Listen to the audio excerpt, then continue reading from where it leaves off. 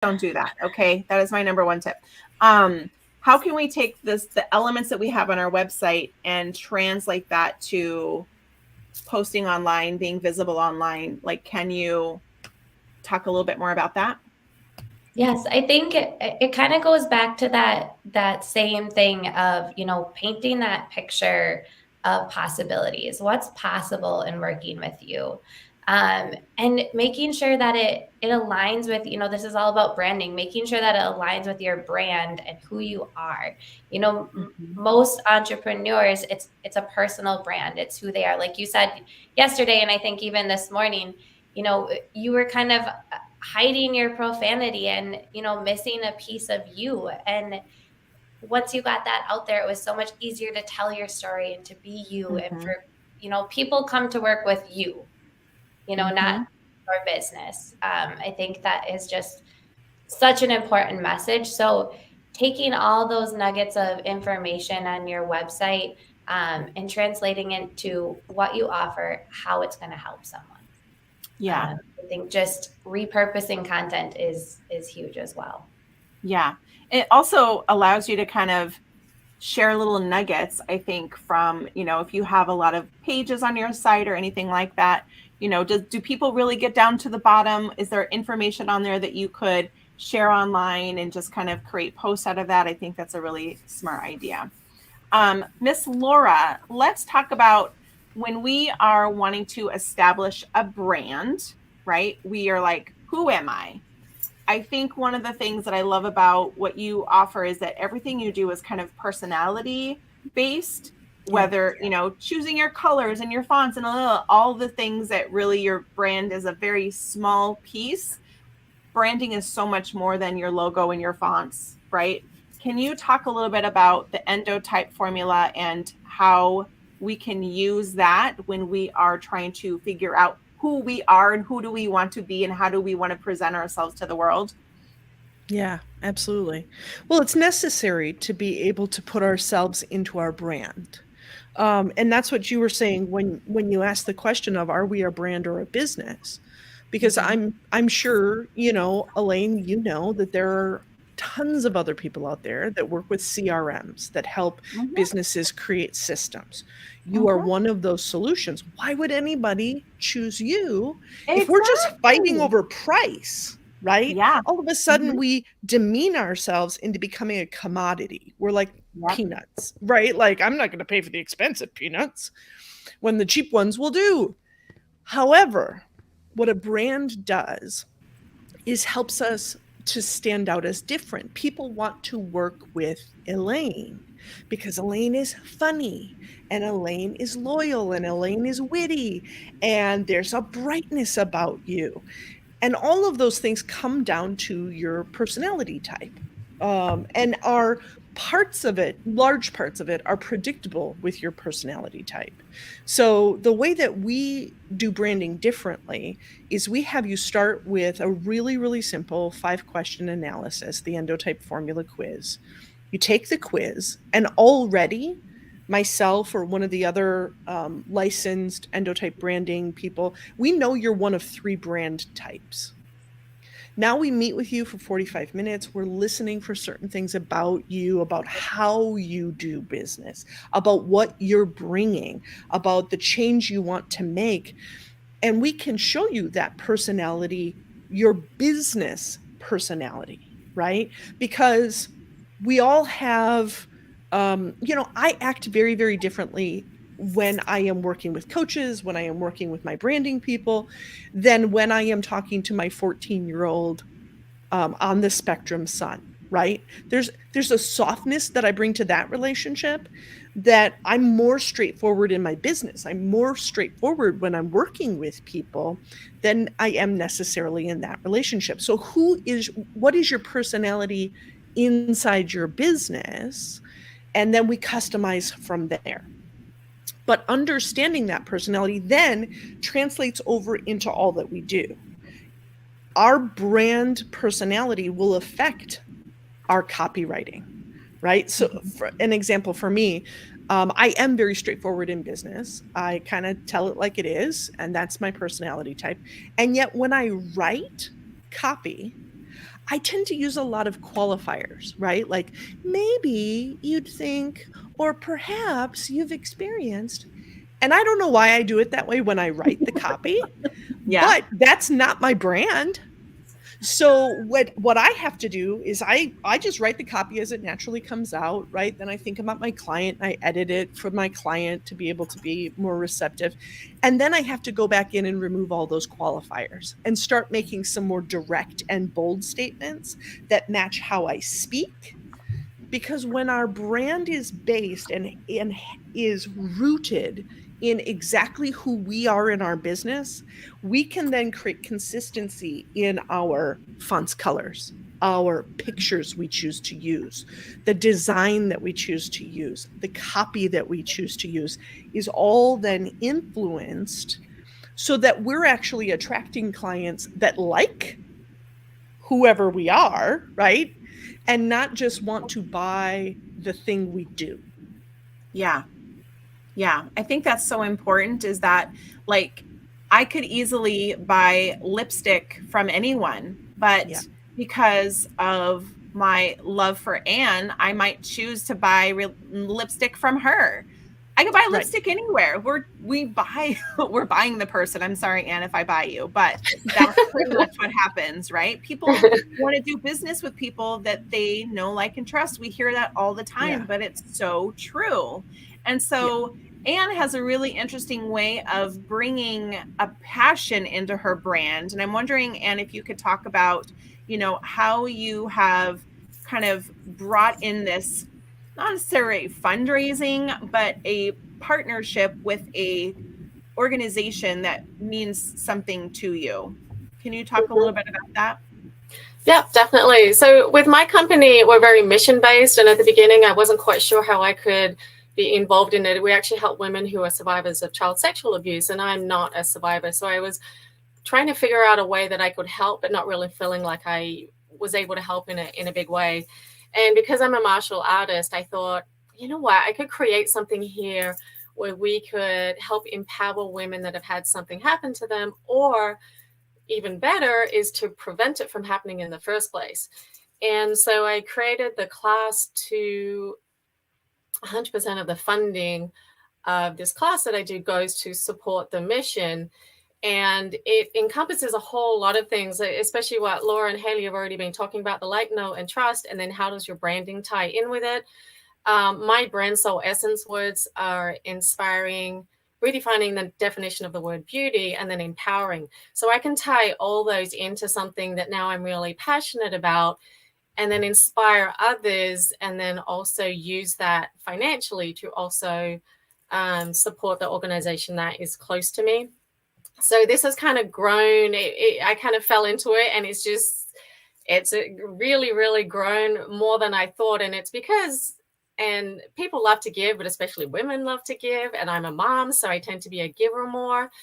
And, you know, people that tithe, or, you know, people that, my classes actually you can do for free as well. So it doesn't have to be a certain amount. So I love to give in that respect for even people that are not financially able. But there's ways that you can find to help other organizations or your mission or your purpose in creative ways. And that's what I found with this one. I could create my own creative way to help others while inspiring everyone else around me. Yeah. And I love that, you know, that can become part of your brand, right? Mm-hmm. When I was a photographer, I was always trying to figure out, how can I give back? How can I support my community? And so I was like, well, I have a camera and I can take photographs. How can I use that as a way to give back? So I did projects like every other year, and I would choose a charity to partner with and donate funds to them. And I'll tell you something that's really kind of cool. And I think this is why, and it's really helpful for you too, is that when we are like, it's easy for us to promote someone else. It's Right. easy for us to promote an organization that we care about than it is to promote ourselves.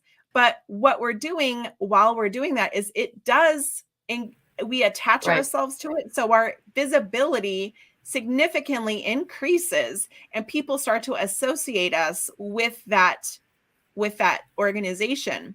I still have people reaching out to me from a bullying project that I did in 2017. Right? Like it's still Oh, attached. wow. The human trafficking one I did in 2017, the bullying one I did in 2019. God, can't keep it all straight. But like people still associate me with those things and still reach out, even though I'm not a photographer anymore. Right. But it helps to increase your visibility because you're not talking about yourself. And so I don't know if you have Yes. found that to be true. It's easier to Yes. raise money for someone else. Yes. And I started out like that in the beginning. I wasn't really attached to the mission for me because I didn't know how to do it. So I actually reached out to people and said, I would love to do a fundraiser for your charity of choice. So when I was first beginning, and it was the same thing, Elaine, that we were talking about, I was kind of uncomfortable making the sales for myself. And I thought, okay, I can reach out and get creative and help others. And it was really inspiring for me. It was inspiring for them. So it was a win-win for everyone. And it did. That's how kind of it started creating the brand too. And I do have people that reach out from 7 years ago where I did fundraisers for the library and for cancer or, for whatever the organizations that I was helping out with. So do you have any advice or tips on how someone could incorporate that into their business? I would recommend finding your passion. It has to be something that you're passionate about because people will call BS if you're, bringing awareness to something that you're just not passionate about, because they're going to hear it in your voice, in your body language, in your approach. They're going to pick up on that. And it's, sometimes you see companies doing it and that they're not really invested. They're doing it for the sake of being good in their community. So if you're looking for something for yourself, find something that you're passionate about. And then how can you incorporate that into your business? You might be passionate about chocolate. How could you do something with chocolate that would help, bring awareness to your business? It doesn't have to be anything that's this spectacular, it doesn't have to be anything major. It's something that you're passionate about. And how can you bring that in and and run with that? Because people will pick up on that real quick. Oh, so important. Like the energy and stuff that you bring to anything, people are going to pick up on that. And I'm wondering, Tiffany, if you can kind of, talk us through some of the video components, right? Putting ourselves out on video. How can we present ourselves in a way that people aren't going to call our bullshit, right? How do we show up in a way that's authentic to who we are, that's on brand, that's, all of the things? Can you kind of walk us through what that might look like? Absolutely. And I think you put it in a nutshell. I mean, I think you said it. You show up authentically. You show up as you. That day you were like, F this is what I'm going to say, resonated, right? Like there were a lot of people that said, oh yeah, totally get it. I'm not going to do business the same way as everybody else. F that. I'm going to do it my way. And so what that says is you show up as you. People are sick of perfection because we all know it's fake, right? Yeah. We all know it's fake. So show up as you. Who is your brand? What is your life like? Are you a parent? You can show some of the messy stuff, right? Are you a parent of a special needs child like Laura? I am too, right? Like show that, show what that's like having, a special needs child and still, going out and doing your thing. I'm a 49-year-old woman post-hysterectomy that's put on 30 pounds in the past year from the hysterectomy, right? Guess what? I show up honestly as this is who I am. This is what I'm struggling with. Hello. And I'm making the best of it. And I'm still showing up, right? So you just show up as yourself because your people will resonate with that. And we've heard that message over and over and over from everybody on the panel. Find your thing that feels real, that feels authentic, that is truly you, and show up as that. There's all these filters out right now, like scary filters that take like 20 years off your face and thin it out and make you look like you've got and it's like it's a catfishing the world, and we're sick of it. We know that's happening, and that's not what we want. So show up as you.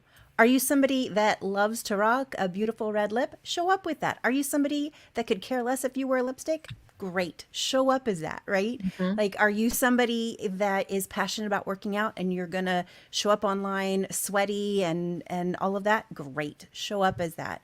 Just, you don't have to be anybody but you. And you can start there. And then, if you want to elevate, like right now, I have this nice camera on me and stuff like that. Great. Nice. But do you have to show up like that? No. So show up, be you. And then if you want to put up leveled elements in, go for it. But don't feel compelled. Don't feel like that is the only way to show up. I show up professionally at professional events, and then like my Instagram feed, like, sometimes I'm in my workout clothes. Sometimes I'm sweaty. Sometimes I'm in the car. Sometimes, it really doesn't matter because I'm just going to show up as me. Yeah. What advice would you give someone who is scared to do video, but they want to kind of dive in a little bit to it? Do you have any tips on how they could get started? Yeah. And I will 100% say that was me.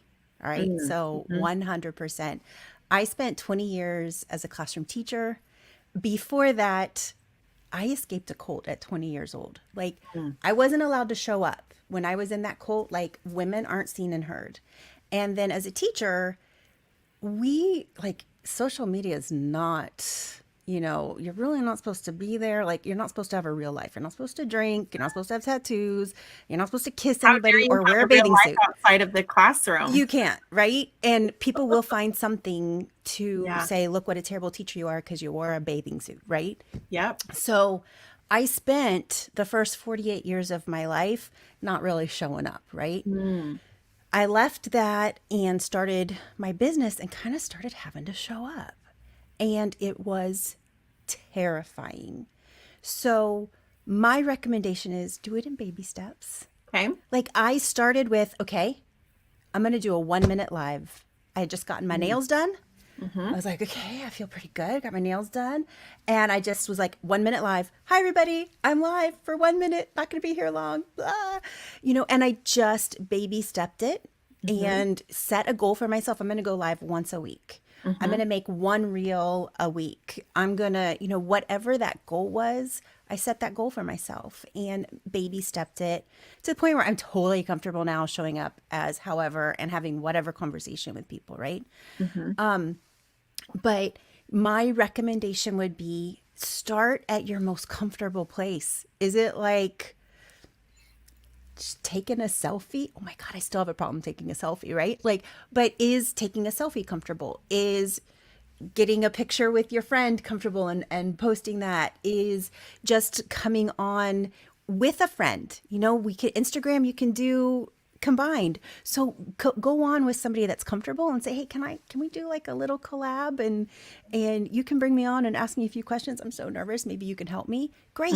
Reach out to your friends, have them help. So just like that next small step, and then you just continue to build on it and celebrate. Like, don't be like, oh, I could only do 30 seconds. Be like, oh my God, I did 30 seconds live today. Woo! Yeah. It's like the practicing, right? It's not going to take perfect off the table. It's not going to be perfect. It's okay. People actually don't like perfect. No. You know what I mean? They want to know that you're a real life person that fumbles over your words and is, doesn't know what to say because they can relate to that. Yep. So it's like being relatable. But yeah, no, I think that's really important is that everybody starts at 0, but you still have to start. Exactly. But just start, even though you're starting at 0, just start. Yeah, Exactly. I love that. Haley, when we are trying to, think about the right words to say, always, I don't know what to say, especially when we're like doing any sort of social media content or anything like that. Do you have any tips on when you ever go, I don't know what to say. I know I need to say something, but I don't know what to say. What do you do during those moments? What do you do when you have the white piece of paper staring at you and you don't know what to put on it? Oh, you're muted, honey. You're still muted. Just talking away to myself over here. There you go. Oh gosh. Okay, I said, we've all been there, staring at that blank screen, like, what the heck do I write? I think what I have found that is most helpful is trying to talk to one person. So, everybody says, find your ideal client. Who are they? How do they relate to you? Like, just whether it's a client that you've had that they were your most favorite person ever that you worked with, or someone that it made up. Find a picture of them, someone on Google, write a whole thing about them, and then write like you're talking directly to them, like it's a friend. Write all this stuff down, then say it out loud. Because if it sounds funny when you're saying it out loud, most likely it's going to sound funny to someone that's reading it. So, write to that one person, but then just come back to it. Take out all the words that don't need to be there.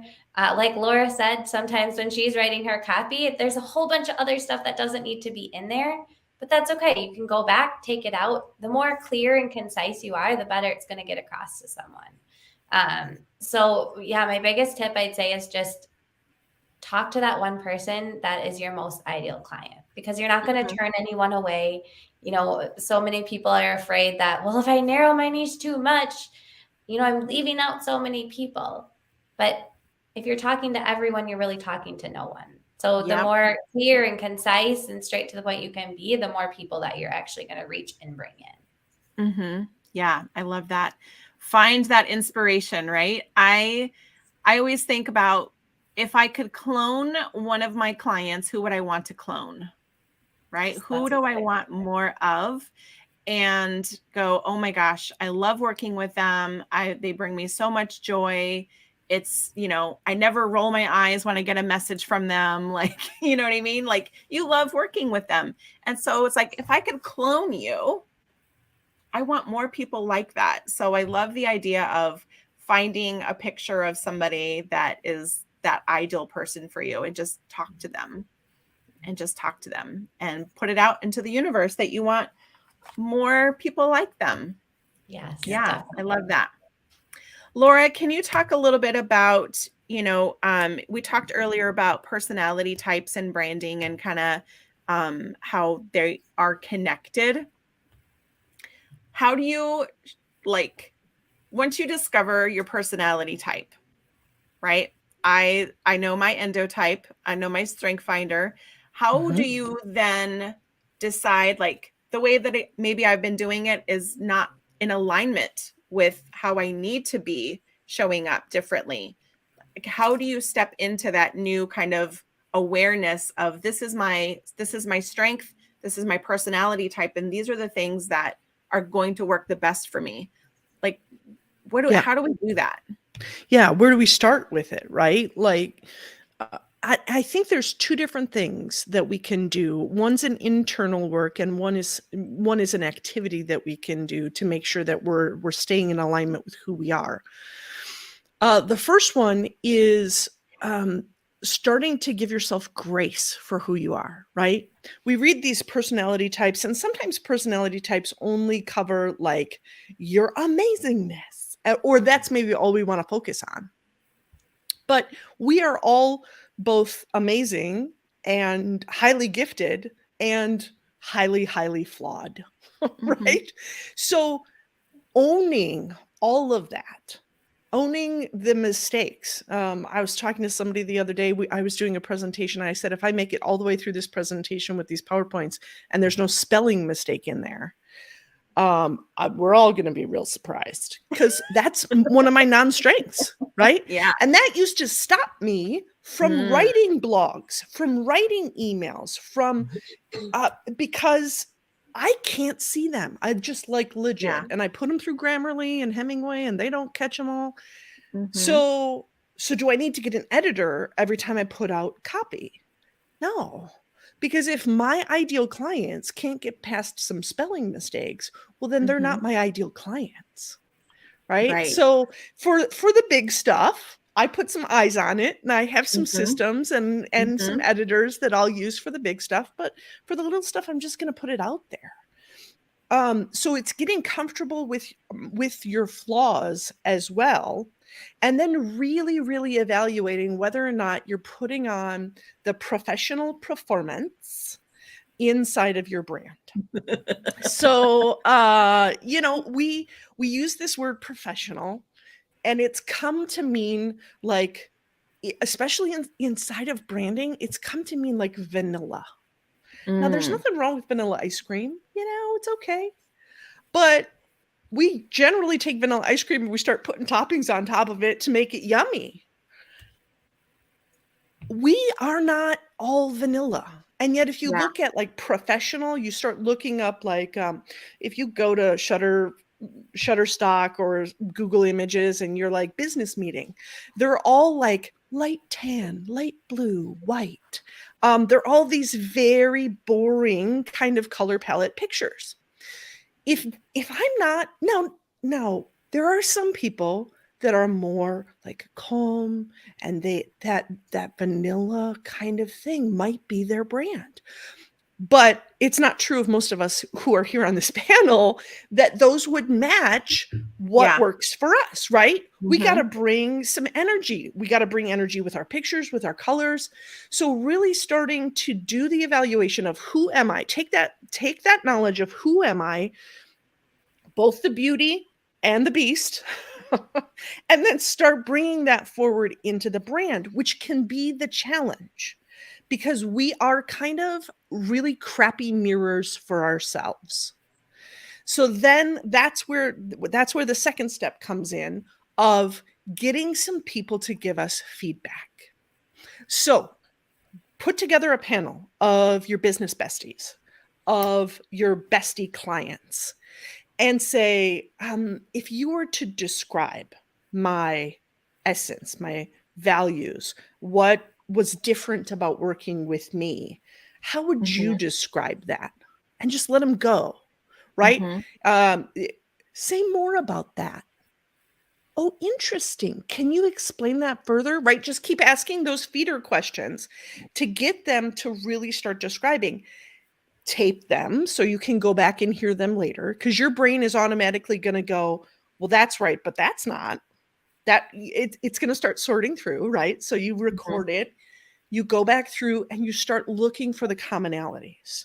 I was working with somebody on her branding, and she's a maverick brand personality, and we have in there just a lot of boldness and fire and sparks and all of those things. She got on a call with one of her business besties, and the lady said, well, like, what do you think about this brand? Or she was asking the business bestie, what do you think about this brand? What do you think I do? And she's like, I don't know. Do you have fire in your brand? Because in all reality, you help women burn their lives down to ashes and then rebuild from the ashes. And she was like, we do have fire in our brand. Yeah. Right? So being able to have that, and working with a branding professional that really understands how to connect who you are to the brand and to what you do, that's another, additional piece. But if you're trying to figure it out yourselves, that's kind of where you need to look, and some things that you need to do to figure it out. Yeah. Yeah, I love that. Being able to, I think that's important, is that we need to kind of do that market research to figure out, what do people think of when they think of us?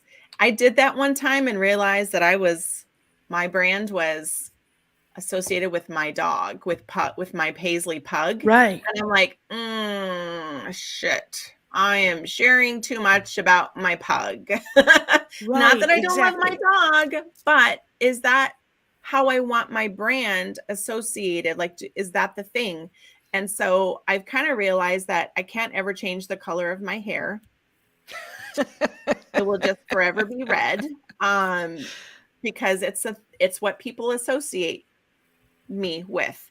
So Sure. I've actually added one of my brand colors. You notice is this maroon. It's kind of the same as my hair, and my wall is teal. Another color I use in my branding, right? It's like kind of it's just who I am.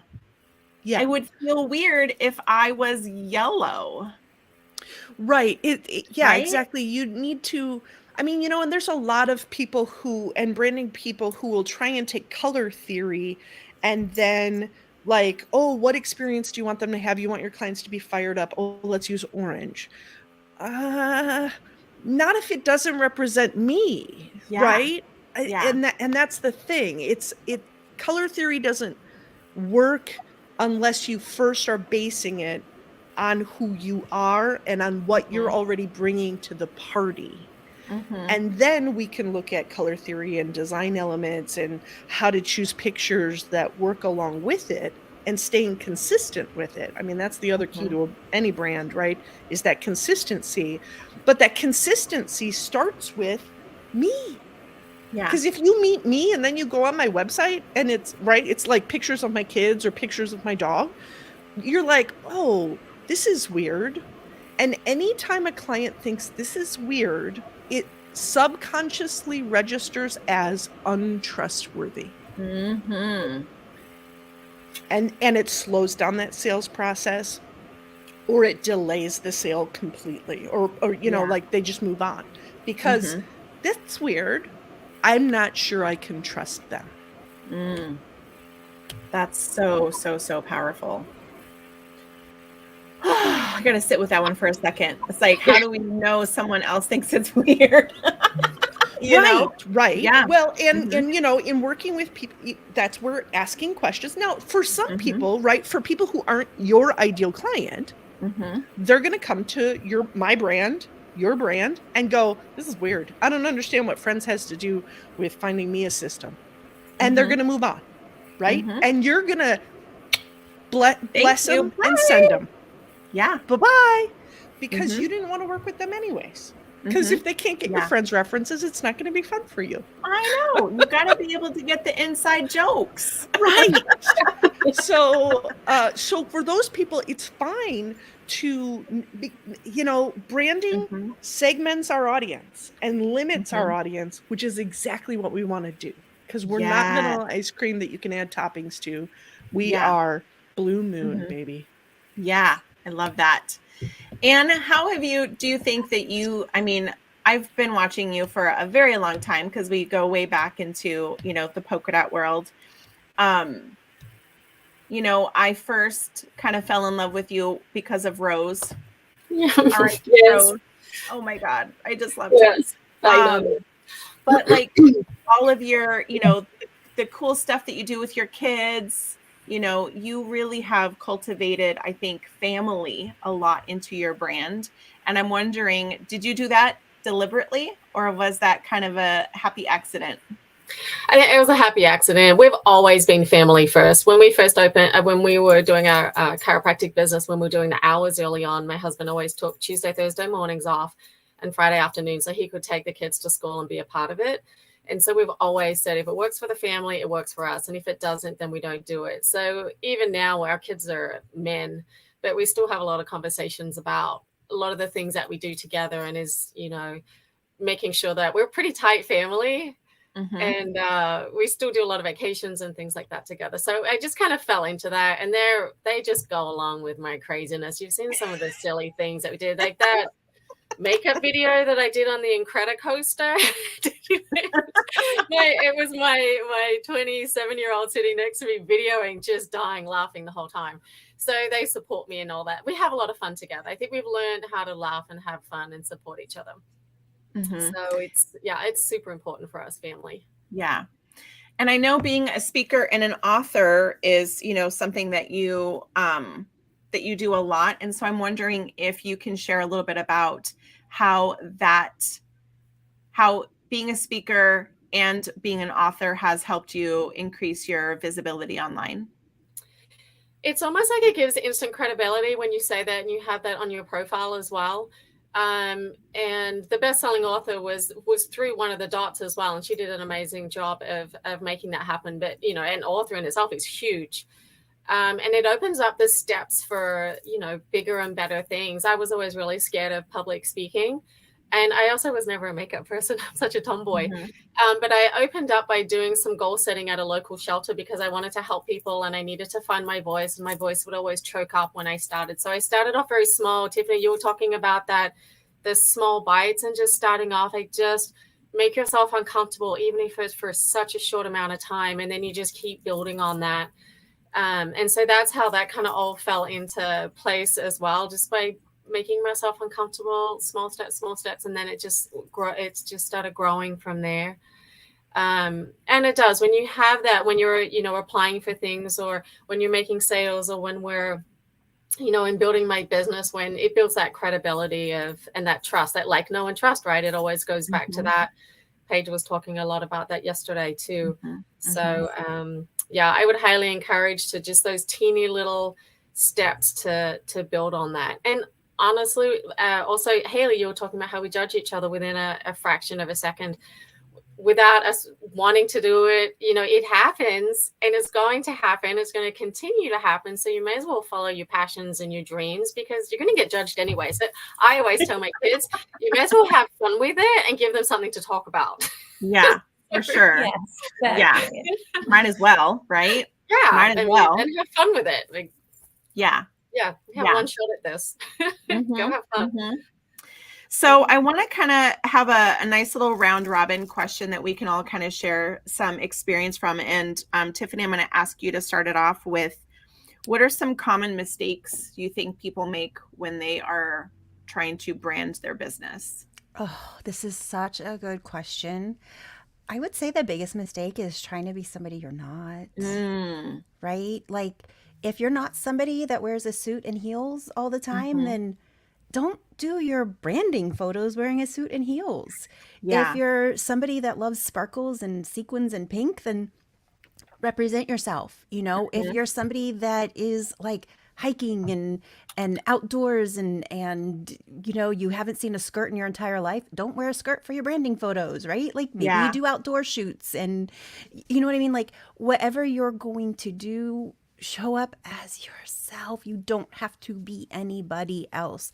So that, to me, is the biggest mistake. Number one. Number two is just not showing up, right? Like, so there are so many amazing, inspiring people out there, and we probably all know people like this, that just don't show up. And we say to them, oh my God, your story is so good. There's so many people that would be uplifted and feel so much better and feel more connected if they could just hear your story. But they don't show up for whatever reason. And there's dozens, but they're all fear-based, right? They're Yeah. all, some little fear gremlin is saying, don't show up because XYZ. And that's, those to me would be the two biggest mistakes right off the bat. Yeah, I think that's really, I have a thing up on my wall that says, be yourself, everybody else is already taken. Right? Just as a reminder that I do not have to, if I were to show up and, I don't know, not cuss or whatever, people would think there was something wrong with me. And you know what, Elaine? Some of us, it's going to take time to figure out who we are. Yeah.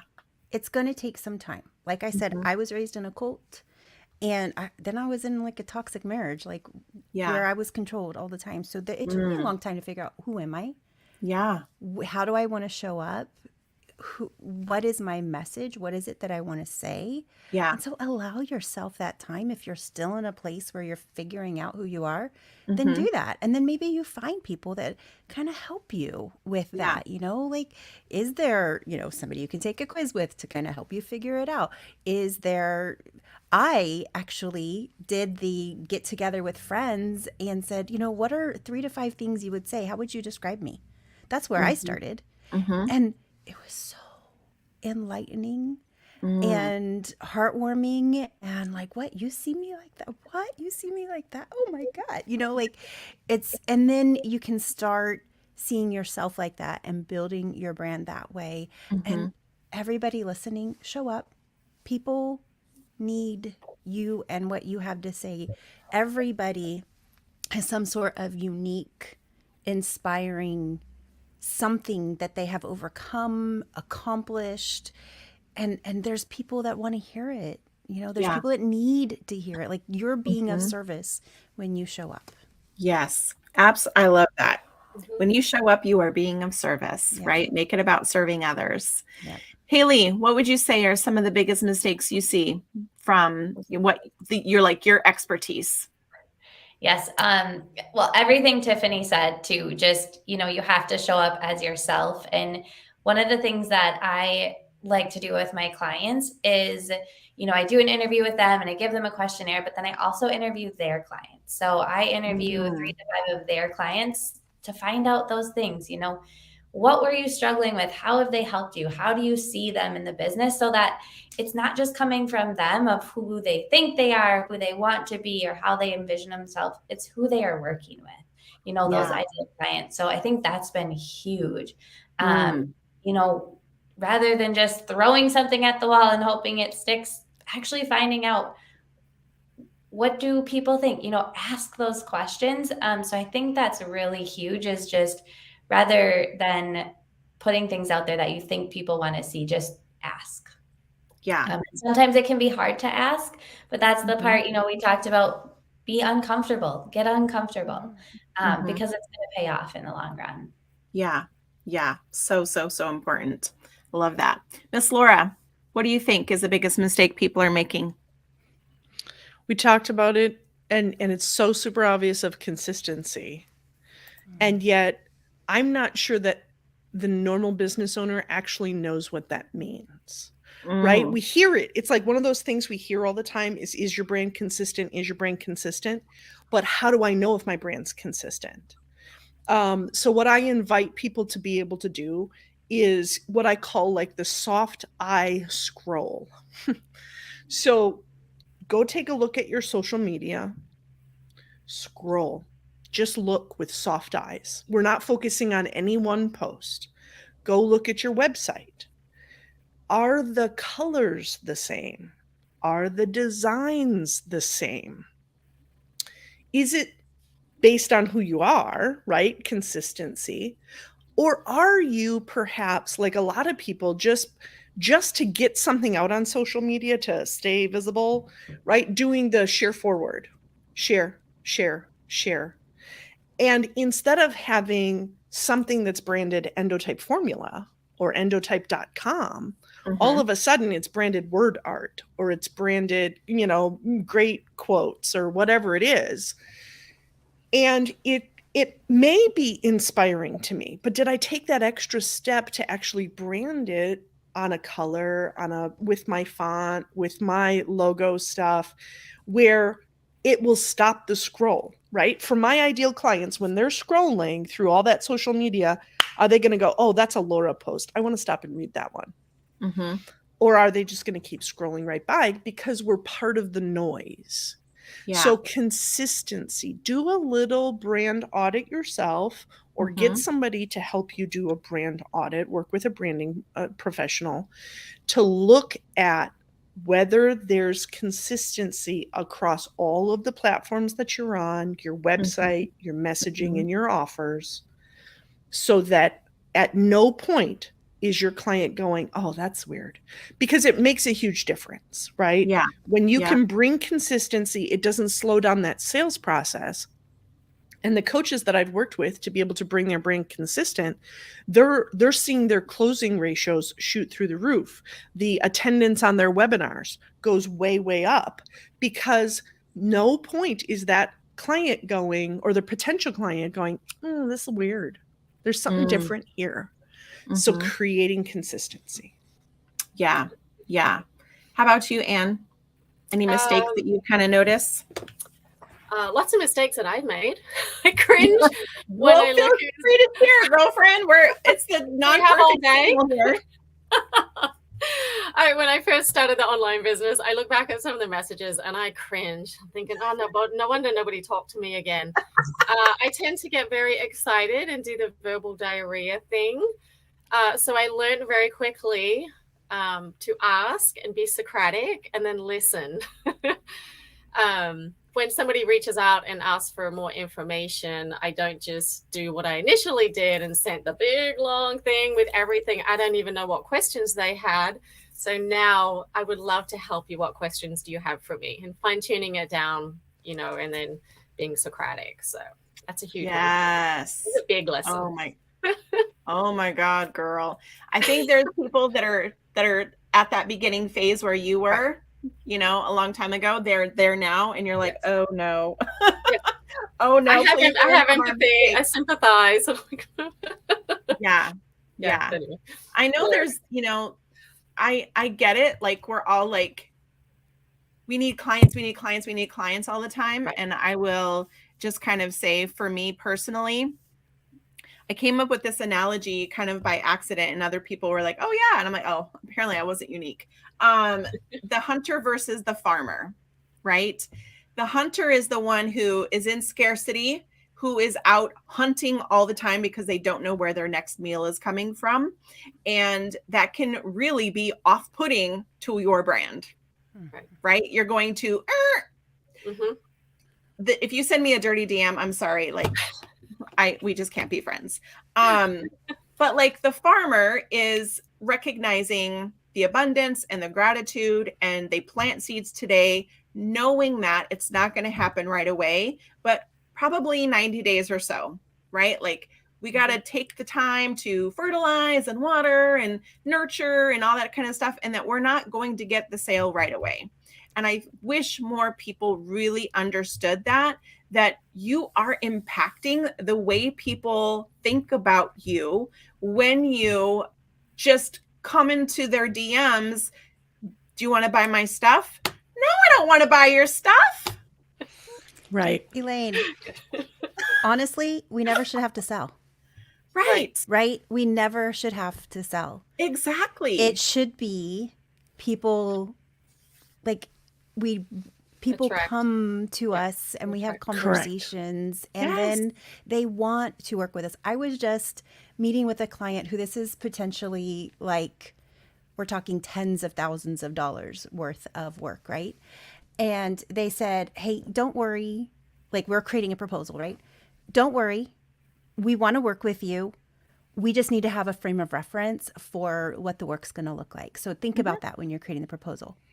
We don't have to sell to Yeah. make hundreds of thousands of dollars Yeah. because, or tens of thousands or 1,000, like whatever, where your starting point is.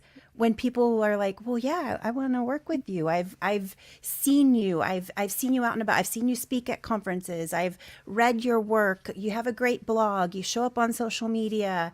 You do free things that offer a lot of value. So yeah, it's a no-brainer. Of course they want to work with you. And I've done that 100 times with my TED coach. You know, I've got a TED talk and I chose my TED coach because I'd seen him for a lot of times. I met with him. I'm like, don't worry, I'm going to work with you. Right. Like Yeah. off the bat, like there's there's no sales here. Right.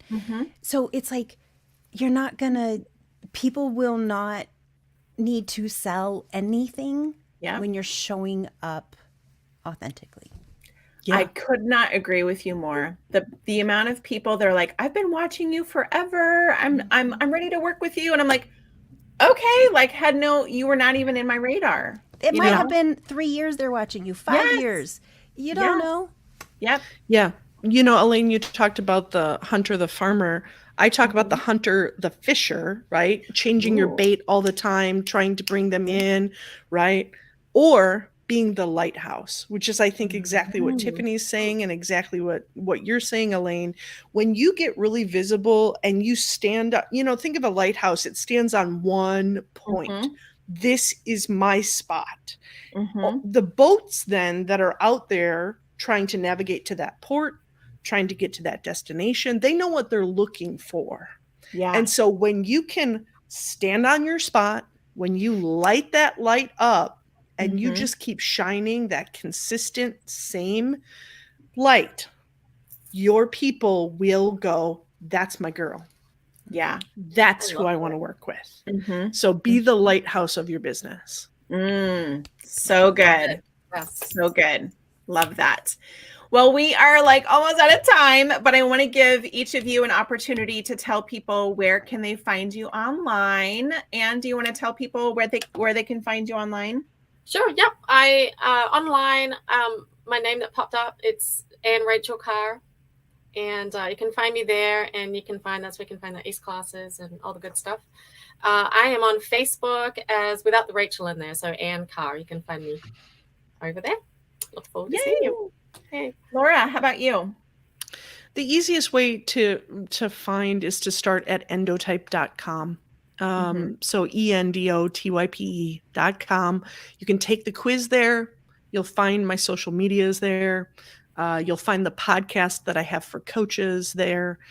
So everything that you need is from that source. And I'm on all kinds of different socials as well. Laura Hulleman, but the Hulleman is harder to spell than endotype is. So, so just go to endotype.com and you'll find it then. Perfect. Tiffany, how about you? I am Tiffany Kane in all the places, and I'm the fabulous girl with the funny name, so PH, and also Casa Media Productions. My website is casamediapro.com. Okay, perfect. Thanks for being here. Haley, how about you? Yes, and like Laura's last name, Krajewski is a hard one for people to spell. So they can find me online, Facebook, LinkedIn, Instagram, that or my business name, The Copy Shift. So it's just thecopyshift.com. Perfect. And I want to also announce that Anne is giving away, has donated a gift in the amount of $199. It's a goal setting workbook with a one-on-one call with her. And so it's a 19-page workbook. That's pretty fun. Yep. And then Haley actually has a high ticket prize that will only be available to our VIP guests.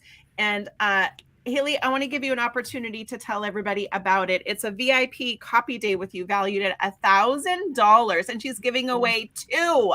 So if you are a VIP member, you will have the potential to receive that. So Haley, do you want to tell everybody a little bit about that? Yes. So just like it says, it's a VIP copy day. So I know that as an entrepreneur, there are so many things on your to-do list. So I want to help take some of those things off your to-do list and do it quickly for you. So I offer an entire day where we can get a sales page done, an email sequence, messaging that's been on your list that you just need to check off or that you needed to check off yesterday. So we do that. It's one day, but there's a little bit of work leading up to it where I, have the survey and we talk with some of your clients so that you're still getting all that goodness and all that messaging in there, but that we're getting your work to you so you're not waiting weeks or months for your finished project. Fantastic. So if you have not heard, we do our gift giving a little differently here. So if you are a registered guest, you will get a survey and it will ask you, which gifts would you like to receive? Which gifts would you actually use? And so then we will do a drawing based on those. And then if you are a VIP guest, you get access to requesting the gifts of our high ticket value gifts that are valued at $500 or more. And I can tell you that our grand total was over $65,000 worth of gifts donated by our speakers and panelists. Holy shit. Okay. That is amazing. So I just want to say thank you all so much for being on this panel and talking about branding. So wonderful and really great conversation. So thank you all so very much.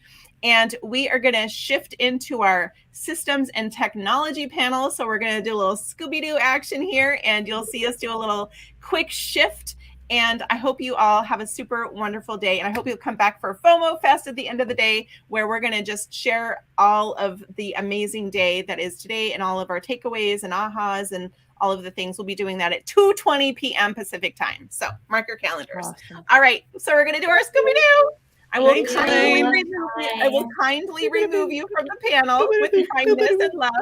I will Thank be you. bringing on the next people. Thank you for being here.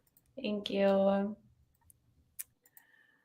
All right, so we're going to bring up Miss Pamela and Miss Paula and Miss Audrey. Woo woo! I love that all of our systems and technology panels are all females. Like, I just love that so much because I'm like, we are taking over the world. So we're about to geek out, y'all. Just want to give you guys that heads up that if you do not like to talk about technology, you're going to be really bored because we're about to get real and get down to business because we all love the systems and the automations and all of the things that make life easier for us. So if that is you, you're going to want to stick around. Trust me. But before we get into the meat and the potatoes, we're going to start with a little appetizer and have everybody introduce themselves. Ms. Pam, I'm going to start with you first. Would you like to tell everybody who you are? Sure. Well, I'm Pam Langford, founder of Simply Magic Marketing, and I've known Elaine for like eons and eons. I think you took Yep. my very first headshot. When I started my business, I've been in the online space for over a decade, but I've been building a better mousetrap for well over 30 years. Please don't judge me or age me, but I did the math and went, okay, I'll own it. Own it, And girl. I know. And at Simply Magic Marketing, we help entrepreneurs scale simply and sustainably without losing their minds or breaking the bank. Yay. You know, I You love know. that. Yes. Miss Audrey, would you tell everybody about who you are? Yes, I'm so excited. And Pam, like you, I also started doing this when I was 5. So, you know, I am Audrey Kirschner. I'm the Chief Marketing Strategist at Inkema, and we're a full service marketing agency. So we do branding, websites, all the marketing things. And as Elaine knows, I have dived headfirst into the world of AI, and I'm just loving it. So I am sitting on that razor's edge for that. I Yes. have over 25 years of experience in marketing. So I remember when the internet started. I remember when AOL came online, and I remember when we first got Google search. And so that's why I'm so excited about AI and what it can do for business, because I remember the impact that those tools had on us as people and how our lives have changed so much. So I'm really looking forward to this discussion. Yay. Ms. Paula, would you like to tell everybody a little bit about yourself? Absolutely. My name is Paula Allen. I run a company called Services for You. I've also been online since I was 5, just like everyone else here. We're all in our 20s. Exactly. So I started off online at the beginning of the 2000s. I mean, a long time ago, and just built the business. And one of the things that I love to do is push all the buttons and make things work and make it make sense for people. So that's what keeps me around. Yay. And I love, one of the cool things I just have to tell you guys is that Pam and Paula and I all use the same system. And look at this collaboration, y'all. Like, it is not about, you can't come on my panel because you do the same thing I do. No, girl. I think everyone does everything differently. Exactly. Yeah. So I just really want to let people know that this is a very amazing collaborative sort of event, that it is not about, it's community over competition, right? We all have something to share and something to give. So I just really love each of you for just saying, let's freaking do this. Like, let's teach people what they're missing in their business by not having systems and technology and utilizing those features, because it's spend a little bit of time up front to save a lot of time on the back end. Like, you want time freedom, you need to have systems and automations. So let's talk about automations. Paula, tell us, why do you think, or how do you think we could be using automations more in our business that will help us elevate our online presence, since that is the theme of our event? Yeah. So it's very important to be online and present. And one of the things that I see is people go, well, I don't have time. I've got to go set up this email sequence. I've got to go. And it's like, yes, you need to do that, but that's all can be automated, right? So what are you doing again and again and again that you can automate so that you can have the time to go in front of people? Because you have to be there. You are the business owner. You have to be present and available and fill out the forms to speak on summits and do all the things. If things aren't automated behind the scenes, what are you going, you're going to be putting your energy in something that isn't going to grow your business as much. Yeah. What's your favorite thing? What do you think? Well, what's your favorite thing to automate? But what do you think is like where people could be automating that they're choosing not to automate because maybe they're afraid, they don't know how to do it, all the excuses? I think one of the things I've been seeing lately is onboarding sequences, onboarding new clients. It's like so many people are still going, I got to go find them a contract. Oh, I forgot to Mm. contract them. How do I set up payments? Things like that. Mm. And all of that could be totally automated for the most part. I mean, a few little tweaks only takes a minute if you've changed, Yeah. because we all do the custom stuff, right? Mhm. But if you have a template in, you can change it so easily in most systems. And so it doesn't take that long and you don't forget to do it. And then 6 months down the road, you're going, oh, that would have been in my contract and now I'm being held. So I think onboarding and really holding the hands of your clients in a way, it's one way that you can really automate and it seems like it's personal. Yeah. I And think that's one of the things I've heard people say. They're worried that automation will take away the personal touch that they want to give. And I'm like, you can still do that. You can do both. You can do both. Can you the talk about systems- examples maybe of how that's true? So the systems now are so amazing, right? There's Mhm. texting, there's emailing, there's even sending automations to Facebook Messenger, all of that stuff that makes it look like you're available, which may be good and bad in some ways, but makes it look like you're there for them, especially for a new client or a lead that's asking a question. All the things, the FAQs, I'm sure you get the same questions over and over and over again. And you give the same answer over and over and over again. Put that into a system to where every time someone asks that question, it goes out, right? Yes. Or it sends them to where they can find an answer right away. They get taken care of right away, but you don't have to be sitting there 24/7 to do it. So one of my favorite things is voice texting or things like that. And all of that can be automated, especially for new clients or, hey, we have a meeting and don't forget to do this. If there's some I think on the last panel, someone said, there was some pre-stuff that had to be done for her VIP stuff. And a lot of that's like, hey, don't forget our meetings tomorrow. And you need to fill out this form, or we're having our group coaching session tomorrow. Don't forget to do your homework, right? Things like that can all be automated, but it sounds like you're reaching out to them personally and it gives them a better idea who you are. So you get to put your personality in all of that. Yeah. And I love that you're kind of bringing Facebook in a little bit, or like the DM, because we're going to be talking with Jenna Larson later today, who is the creator of Group Track. I know. I use Group Track a lot. I love that. Speaking about geeking out on technology. Yeah. What an amazing way to automate and just kind of like remove some of that repetitive work that we're always doing. Like if you're repeating the same thing over and over again, you could probably look into automating that. So yeah.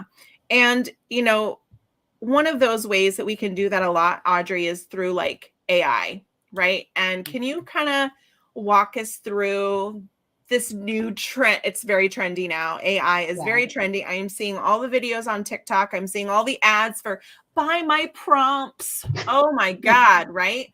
Can you talk about ways that we can use AI in our business to automate or make things easier, make our lives easier? Give us some examples. Absolutely. So when I was kind of looking at that, my first thing was like, whoa, it might be easier to talk about what we can't do. Okay. That tells people the breadth of scope that this can do. So I'm like, I don't think we have 3 hours. So, first and foremost, let's take the easiest one, writing content, right? A lot of people have used it for that. But think about your content, website content, social media, blog articles, emails, specifically email subject lines, right? Because we in the world of marketing know it's the subject line that gets them to open. And if you can write something that's very powerful, then you're going to get the open, right? And then get them to kind of make the connection. Another one is maybe people don't think about it as much, but us in this world of video is video topics and then video script writing, right? Very simple, powerful prompt. Write me a video script that is 1 minute and 30 seconds for this topic, maybe give it a little bit of background, and boom, you've got this great script to start from. So that's writing. And then now let's talk about a couple of my other favorite things. A/B testing, right? So if we want to A/B test email, website content, the hardest part of that is, gosh, I know what I want one of my copy to be. What's B going to be? Like, it is very hard for us to let go Yeah. of that primary content to figure out what the alternate content could be. So that's where you can use AI to either write one or both, and so that it's helpful, right? Digital ads, that's a great way to do it. Another one is audience research. So if you have a new product or you're a new business and you need, I was listening to the panel before and we're like, your target audience and who's your brand, you need help figuring that out. The tools out there can help you research that now, like the demographics, age group, what are they making? Where do they hang out online? That type of information. And then the one that I think is really, really cool is sentiment analysis. So in the world of Google reviews and people engaging with your content, right? We get all these comments and we get all these feedback and you see like, I've got 300 reviews, I've got 1,000 reviews. What are you doing with them? 99% of us are like, nothing. I'm responding, I'm doing my thing. What if we could take them, collect them, have an AI tell us, okay, here's what your audience thinks about you, about your product and service. Great. Now tell me, how do I improve my customer service, my product, and my services based off of their sentiments? That I think is like next level, right? Dear Lord, baby Jesus. That is amazing. Yes. Isn't it? I mean, that's powerful. Yeah. Right? And then the last one I have, because I always like a really cool factor, and Elaine, we've talked about it, is custom stock. That is where I am delving in personally now for my clients, because sometimes my clients, there's not traditional stock out there for what we're trying to do. So I'm actually making custom stock photography using Midjourney. Yes, we talked about the hands. Right. The hands are supposed to be getting better, right? We all have 9 fingers in the world of Midjourney. But it's actually really cool. And then I've seen some people doing backgrounds for product photography. So for our product people out there, like all you got to do is take great product shots, pull the background out. And then if you can make these amazing backgrounds to put it on where it will use it to reference the light, look at all the time you're going to save yourself and have some really cool stuff going on. So yes, that's where I'm playing now. I have seen AI produced headshots. And I'm like, oh my, and she's like, this was done by an AI. I'm like, get out of town. It's so cool.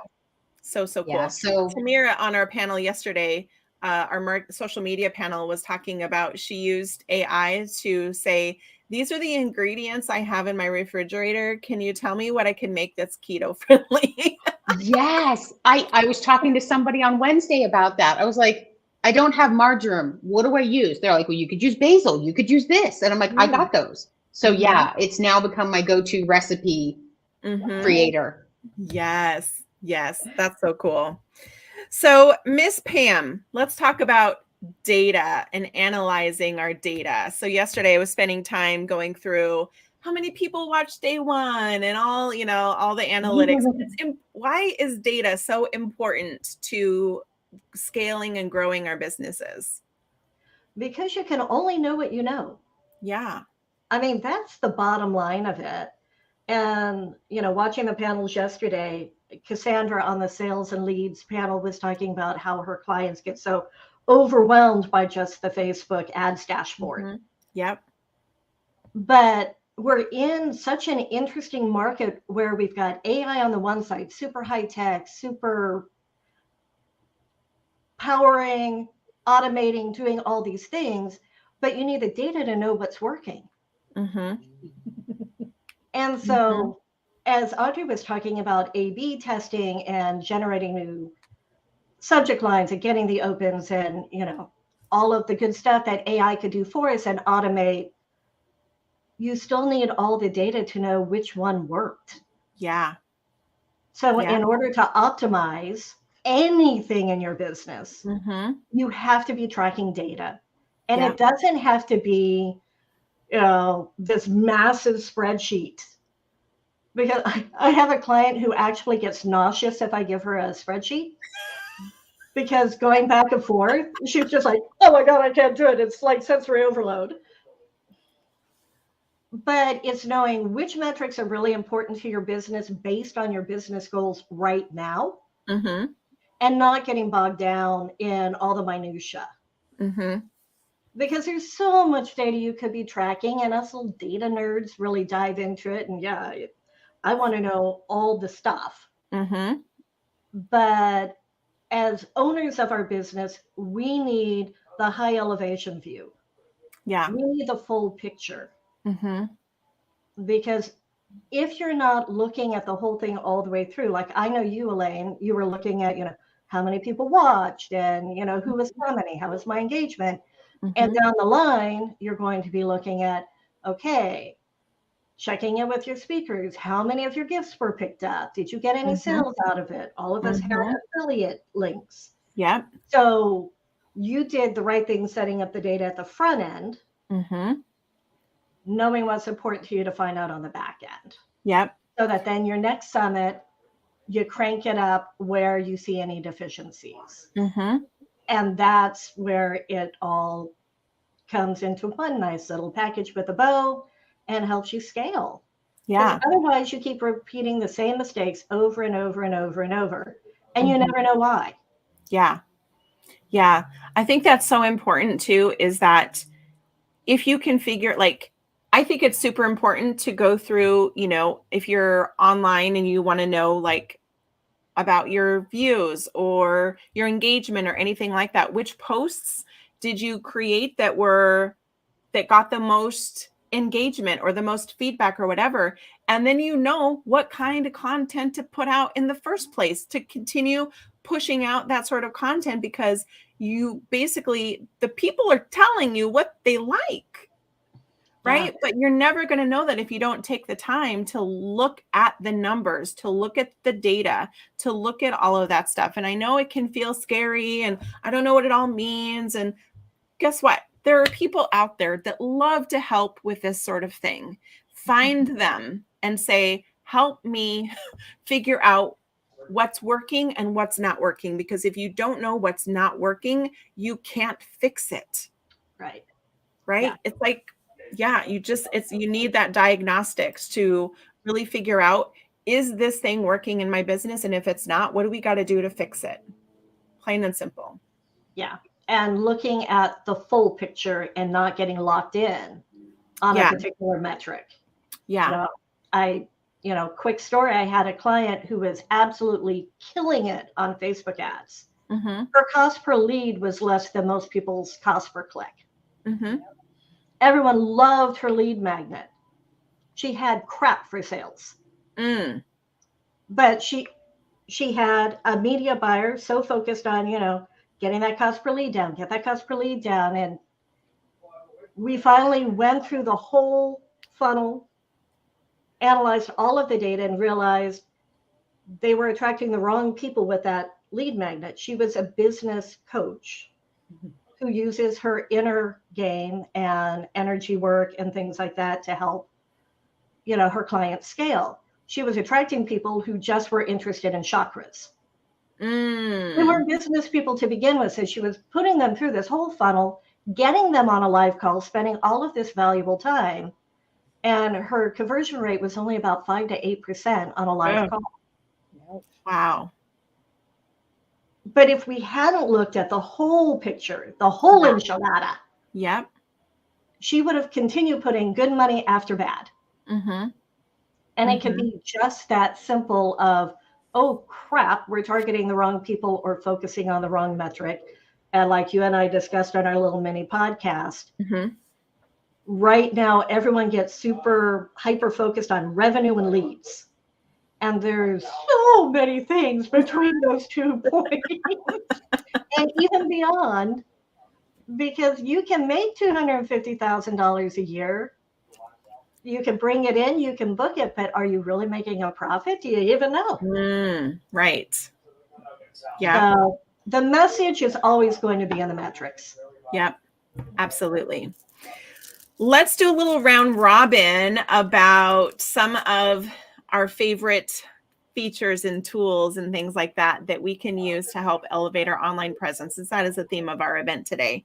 So what about you, Audrey? What's your favorite tool right now? The thing that is just getting you super excited that you want to learn more about or want to encourage people to test or navigate through to help them with elevating their online presence? I feel like I'm always testing new tools. But one that I think I've tested enough where I could recommend it to people, it's an AI tool, of course. It's called fireflies.ai. And what it is it's a companion that sits in with your Zoom or your Google Meet. I think it works across many platforms, and it actually records and transcribes your meeting for you. So it's a virtual assistant. And the reason I use this is that I'm on meetings, my team are on meetings. Sometimes they're like, Audrey, this happened during the meeting. I have a question. I can go back and listen and read. And the AI portion of it, which is okay, is they give you a synopsis of the meeting. Sometimes it's good. The other one I'm trying in that space, it's called Tactiq, Tactiq. I'm leaning more towards that one a little bit just because it's showing you the transcription as it goes by, and you can highlight it and call that an action item, that a follow-up while you're in there. You got to be a little coordinated. I'm not quite there yet, but at least, it's something I get to play with. So that's kind of, again, making meetings more efficient, not trying to go, oh my gosh, what did they say? And then the other thing I do with that is I'll actually take pieces of the transcript and give it to my team so that they can hear the client in context, which is important, right? They get to hear their tone, their personality, especially if we're talking about branding. It's like, I want this, I want that, I love this. Like when you hear it live without being on the meeting, it's really powerful. Yeah, love that. Paula, what's your favorite tool right now? What's something that you think every business needs to have in there to help them scale or elevate or whatever? It's such a hard one right now. There's so much out there and everyone uses different things. And I've been diving into the Go High Level world. And I did that about a year and a half ago. And I just, that's the tool that all three of us use. The integrations, and I've been using Padly to do a lot more integrations other than Zapier. And it seems to be working really a lot better, a lot less misfires, and it's cheaper, honestly. So, it's easier to use, and it just seems to be working a lot. And it's pretty easy to set up, just like Zapier is, all the things. And they are integrating with almost all products now. So I am loving using that and switching over to that platform. Yeah. So Phoebe, who's in our area, is saying sounds like Otter.ai, which I've used before. And I actually switched from Otter to Descript. Okay. And I'll tell you why it's become one of my favorite tools is because I can insert a video and it'll transcribe it, and I can remove the words from the video, from the text, and it will remove what I said in the video. Like I literally rambled for like 5 minutes on a Zoom just to kind of like get out all the things. And I was able to piece together a commercial for this conference on Descript. And I just went through and picked out the word, like what the phrases I wanted to use and put it together. And I had a very, I don't know, it was just like, oh my God, it's easier for me to read sometimes than it is to listen, to go through and edit a video and listen to all the, oh God, I don't have time for that. But if I can read it, I can also search words, and I can search how many times did I say and remove them all from the video at the same time. Like, get out of here with that. So amazing. So that's been my favorite tool lately. How about you, Pam? I have two of them, one AI and one data. But the data one that I love right now is called Segmetrics. And it's a data tool that pulls together all of your tech stack into one dashboard. So especially for those that are using various tools, aren't using an all-in-one, and especially if you're doing any kind of paid traffic, it ties them all into one dashboard so you get that snapshot look. It ties into your CRM so you can see the impacts of all of your marketing. Super powerful, super customizable, and just, I love it. It takes a little bit to set up, but once you do, it's like, I know exactly what my client acquisition cost is. I know what my sales velocity is, how long someone needs to be in my world before they buy anything. Yeah. And I could do all of that in Segmetrics, as well as the whole, attribution side of it from your marketing efforts. So yeah, love it, love it, love it, love it. It's one of the few that pulls in everything, and it's still affordable, unlike Hyros when you're doing ads. It gets really spendy really fast. And I love that they still continue to promote it as by invitation only. It's like, have they turned anybody down? I don't think so. But yeah, Segmetrics is great, and they're constantly improving it, as well as they have awesome support. Mm-hmm. And then on the AI side, I love Content at Scale, which their specialty is long form content. They're using 3 different AI frameworks.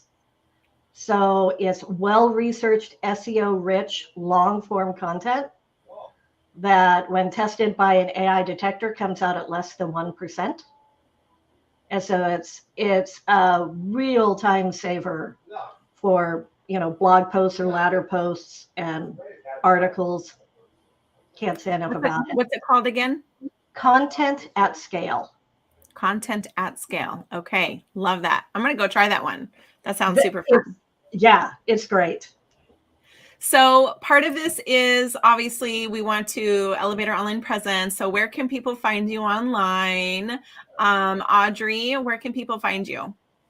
The best place to find me and all the stuff is at inkama.com. So that's INKYMA.com. And then you can connect with me there as well. Perfect. How about you, Paula? You can come to my website too. It's services-foryou.com. FORYOU. I have to say that since the new generation puts fours and U's in there. When I started the business 20 years ago, never had to say that. Yeah, so they're Facebook, always on LinkedIn. I mean, I'm on all the socials, but I'm a little hard to find because my name's a little bit overused. Common. How about you, Pam? I'm on all the socials by my name, but also you can connect with me at simplymagicmarketing.com.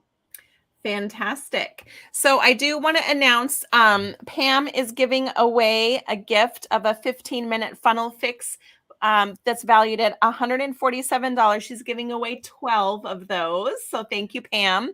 And Paula is giving away a gift that will be only available to our VIP guests because it has a value of $500 or more. And that is her Entrepreneur's Toolbox. So yay, you'll have to come to FOMO Fest to come and learn more. I just want to thank each of you ladies so much for coming to hang out with me and getting geeky and nerdy about technology, because you know how much I love that. I could talk about tech all day long. And I love that everybody has a different experience and a different perspective, and like this is what's working for them, and being able to share that. I just love that, that we can all do that. It's just like, this is what I love. These are the tools I'm using. Try it out. Yay. I love that so much. So thank you all so much for coming and being a part of this. You're going to see some Scooby-Doo action as we bring up our next panelists. We are bringing in our marketing panel. So thank you, ladies, so much. I'm going to kindly kick you out.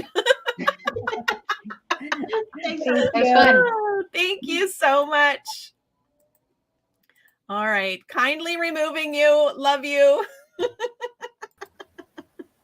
All right. We're bringing in Michael, and we're bringing in Sherry and Stacy and Amy to talk about marketing.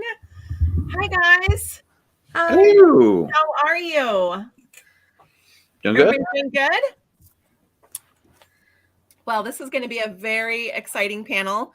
I love to talk marketing. It's like, I just love talking about it. So before we get into the meat and the potatoes, we're going to have a little appetizer. If you would each share a little bit about yourself, that would be super awesome. Michael, I'm going to start with you. All right. So I'm Michael Whitehouse. I'm the fun virtual events guy. I run virtual events that don't suck.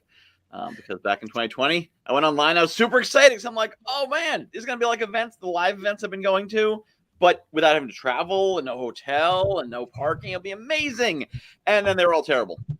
They were recordings. They were like scarcely better than a YouTube playlist or a podcast, or they were otherwise disengaging. And So I set about to create events that were actually live and engaging and brought people into the conversation. It was like they were right there in the room. So that's, among other things. I also have ADHD. I'm teaching a course on that, and thus have 14 other projects. But that's the main one I'm focusing on, because I'm focusing on a single brand focus.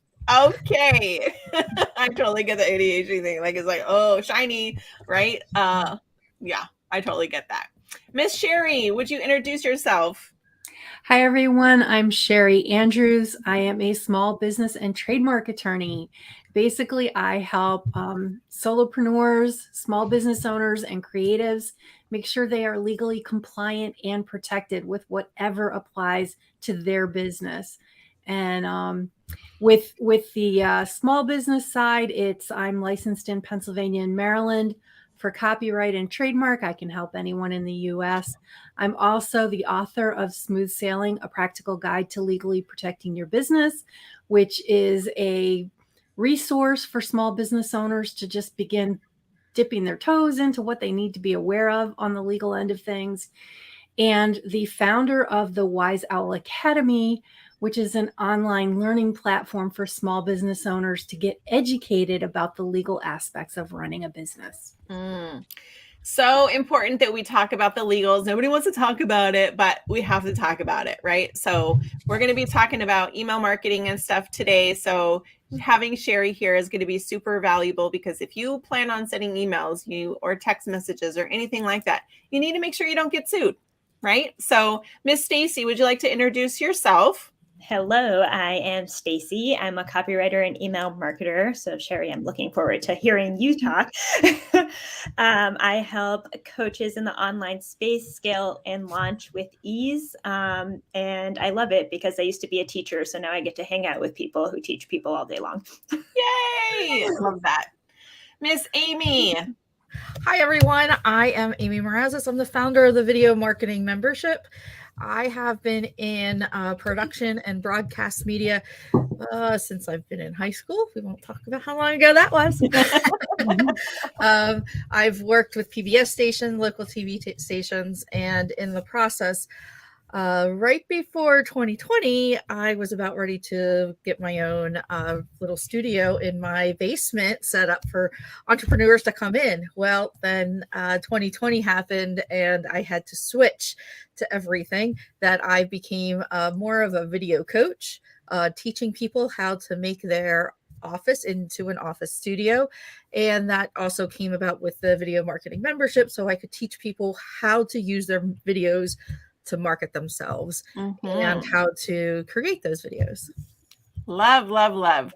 So we're going to get into the meat and the potatoes. How does that sound, you guys? And I mentioned earlier, if you're vegan, just pretend it's eggplant. I like meat. Okay. I'm a meat girl. So Miss Sherry, let's talk about the thing that everybody doesn't want to talk about, but needs to know: legal compliance. And how can businesses protect themselves from winding up getting sued for sending an email, sending a text message, or anything like that? What are some things that business owners need to know before they start promoting themselves online? So when I thought about this, there's three things that immediately come to mind for me. The first is your email marketing. In the US, that's the CAN-SPAM Act, and you need to be compliant with that. The FTC has 7 rules or guidelines for making sure that you're compliant with the CAN-SPAM Act. The 2 that are most likely to get you in trouble if you don't follow them are: 1, every commercial email must include an opt-out mechanism. If you don't have an unsubscribe button at the bottom of your email, you are in deep doo. The second thing is every commercial email needs to have a physical address at the bottom. Now, that physical address can be a PO box, can be your home address, can be your business address, can be your mom's address, any place that can actually accept physical mail. So it can't be a virtual mailbox. If you don't abide by these rules and the other 5, you can get hit with a $50,000 fine from the FTC. Now, for most of small business owners, that'll put you out of business really quick. The The second thing is website privacy policies. Now, we don't have a national privacy policy in the United States, but I advise all small business owners to be GDPR compliant. GDPR is the rules out of the European Union. Why am I asking you to be compliant with laws in the European Union? Because you cannot stop EU residents from visiting your website. And the minute they do, those laws kick in. Now, within the United States, we currently have 5 states that have privacy regulations, California being the first one. Within those 5 states, that means you have a 10% chance of having someone within the United States visiting your website who has privacy regulations in their favor. If you are compliant with GDPR, you're also compliant with all those 5 states' rules. The third thing I want to discuss is social media. And people think, oh, there, no rules, no regulations, and I don't got to worry about legal for social media. Wrong. Every social media platform has its own terms of use and its own social rules. It's worthwhile as a small business owner to go look at the social media platforms that you are on and read those rules. You don't have to read every single word, at least skim it, get the general gist of what you can and can't do on that platform. Because what happens if you break those rules is they kick you off the platform and you lose everything. You don't get it back. Once they take you off, it's gone. So if you don't want to lose all the work, all your followers, all the stuff you've posted, then follow their rules. So those are the 3 really quick things that came to mind when you asked that question. When you and I had the conversation and I was like, oh my God, it's it just feels like it's so much. There's so many rules that you need to follow. And I was even asking you, you get those unsolicited emails. They add you to their list without any permission. And I learned it's not against the law. And I was really mad about it. And that's, something where the US breaks from every other country on the planet. So we allow, under the CAN-SPAM Act, you to send unsolicited email as long as you have the opt-out and the physical address. Any other country, you have to have affirmative opt-in before you send someone an email. So be really careful, because unless you know where everyone on your email list is coming from, if you have people on your email list that came from a European Union country or any other country pretty much in the world, and you didn't get their permission to be on your list, you could end up in some serious do. Yeah. So what happens if we receive that and someone is not following the rules? What do we do about that? You can, within the United States, report it to the FTC. Within the European Union, they have their own regulatory body that it can be reported to. I've never looked them up. I know they exist, but. Okay. Well, I love that, one of the things that that you have in the Wise Owl Academy are the templates, right? People can purchase templates from you, like I did, to have on your website to make sure that you are in full compliance. So if you don't have those things, you guys, I'm just telling you, talk to Sherry, because she's got the hookups to make sure that you do not get yourself into a legal hot mess, because you just don't want to be there. It's just not worth it. Stacy, let's talk about email marketing, since we're kind of talking about that. So do you have any tips on how we can create effective marketing campaigns and to help us, elevate our presence online? Yes. Okay. So before you jump into email, really think about how it fits into your greater overall strategy, and thinking about how you're going to drive people to your email list. I talked about with Elaine on the mini podcast, email is 40 times more effective at converting than social media. So I highly recommend it for your business. And what I recommend is starting with nurturing your list. So sending 1 or 2 emails a week at least, and just let them know what's going on, build that relationship with your readers, use stories, share case studies and testimonials. And, so people really know what's going on with your business. They know what you do. And they get a lot of value from what you're reading. And make sure that all of those emails have a call to action. So even if you're not selling, you might ask people to go to your podcast or check out your blog. So make sure in every single email you're asking your reader to do something so that they can engage with you. When you have nurtured your audience and you are ready to start selling, the biggest thing that I see is people will just jump right into the offer. And so you want to really focus on what is the transformation and paint a picture for your clients. So if they're at point A and they want to be at point Z, what does point Z look like? How are they going to feel? What are they doing? And really paint a picture of what is happening for them. And then talk about your offer as a vehicle that gets them from point A all the way to point B. And then little things like use personalization, put people's names in there. It just, when you read an email with your name in there, you're like, oh, yes, that's me. So it creates a little bit more of a connection. And so that's really the basics of email marketing. And once you have that, you can really start getting into segmentation and automation. And you can segment your list in different ways. So you could do it by demographics. So if you are somebody who is local and online, you might segment out the local people for local events.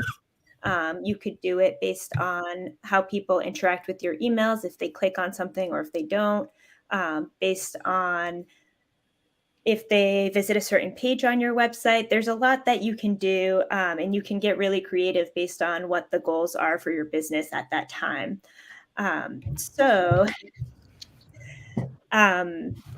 Some ways that you can automate your email sequences are you could do a welcome sequence. So when people sign up for your list, they get a few emails that are a little introduction. It gives them some value of what you do. And then you can have a call to action, maybe introducing to your services. Another really good one is a re-engagement sequence. So you can segment out people who haven't been opening your emails and send them a special campaign that will see if you can get them re-engaged again. And there's a lot of different ways you can automate. You can do it for events, webinars, really sky's the limit. And that's really where you start getting the potentials to scale your business, is when you start building all of these segments and these automations. It gives you a lot more potential, and you can step away from your email marketing. Mm-hmm. Do you have a favorite platform that you like to use for email marketing? I really love Flowdesk. They don't have as many analytics and fancy things as Constant Contact and Active Campaign, but the design is really nice and it's women owned. So that is why I like it. So I'm excited for their growth. I'm hoping that they come out with some nice new features soon. Okay, awesome. So Michael, let's talk about virtual events, which look what we're doing right now. Mm-hmm.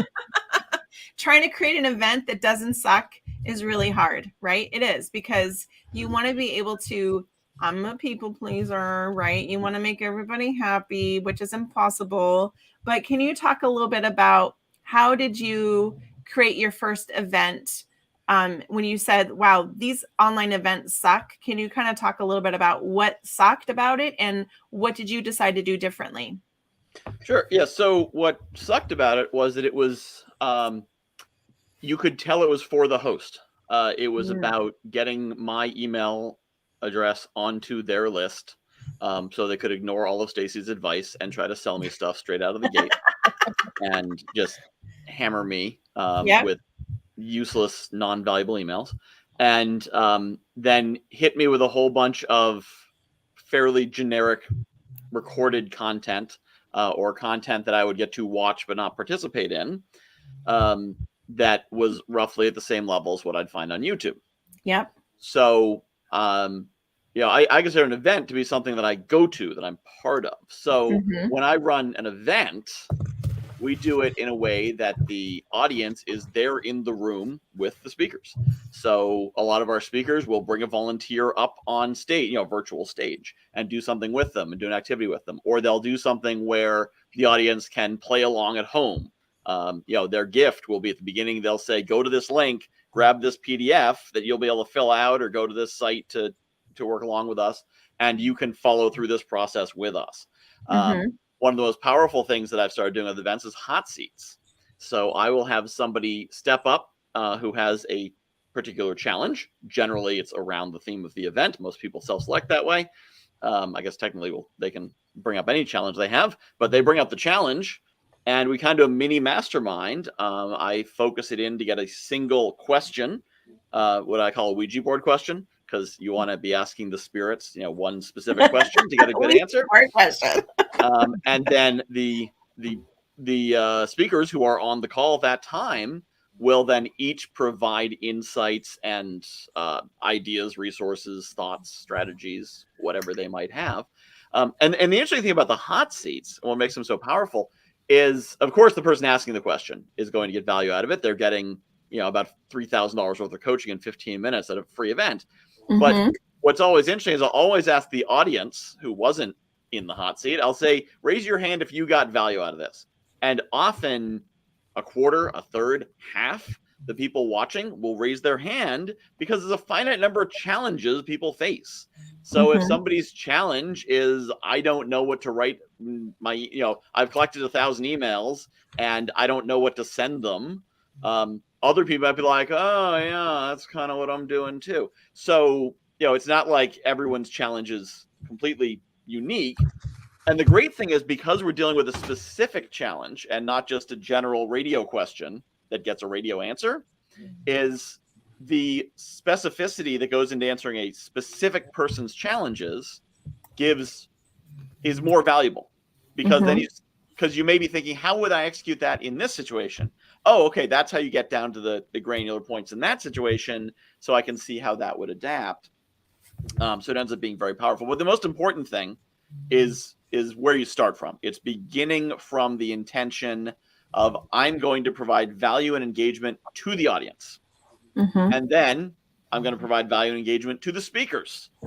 Speakers of my events, the number one thing they say to me is, the biggest value they got was meeting with the other speakers, getting to know them, getting to network with them, learning from them, of course, but making those connections. Joint ventures come out of my events, collaborations, my speakers hire each other for stuff, all kinds of great things happen. It's like hanging out in the green room. And then the audience gets to hang out in the green room with them. Yeah. So it's about creating something where the audience feels like I am there with them. I'm making this happen. But for whatever kind of event somebody's running, the key thing is begin with the end in mind. What are you trying to do with it? And then is the event you're building going to do that?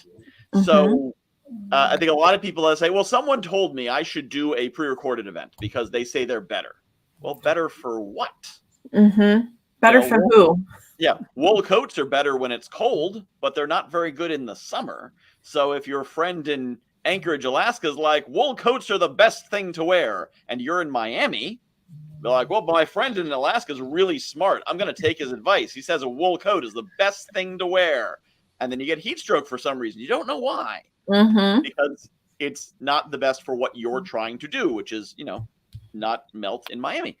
Yeah. The same thing. If you're trying to create an event where you can connect and engage with people, and your offers aren't built to sell to 100 people, then why are you getting in front of 100 people? If your offers are built to sell through discovery calls, then you should be running events that get people to know, like, and trust you and build that connection with you. So it's super easy to flow everyone into a discovery call, because that's what you're doing. On the other hand, if your system is designed for you got the funnels and the sales, and you're selling them at $97, and your business plan is to sell 1,000 of them, then you probably shouldn't be doing an event that's going to bring on 18 people and get you really close and intimate with these 18 people, because you would need to be running them 24 hours a day for 6 months in order to get enough people to be able to do that. So think about what you're trying to do, and that human engagement. And the thing I always remind people to do is step back from whatever you're doing in business and whatever advice you've heard, and remember that you don't connect to the internet, you connect through the internet. The internet doesn't buy anything, right? The internet is a collection of computers that exist in various places with wires and electric signals between them. At the end of that is people. So you need to be thinking about who are the people that I'm connecting to. Like, you don't talk to the telephone, you talk through the telephone. So I think we often forget that. We get so fixated on open rates and show rates and this rate and that rate that we forget about what we're actually doing. And when we go back, to what Stacey was saying, when you think about, I am writing an email, I don't refer to my email list. I refer to my email community. So when I'm writing an email to my 2,000 friends, I am writing it to 2,000 friends. And I'm trying to be completely authentic in it. And I talk to them like an audience, which this goes against a lot of the email advice.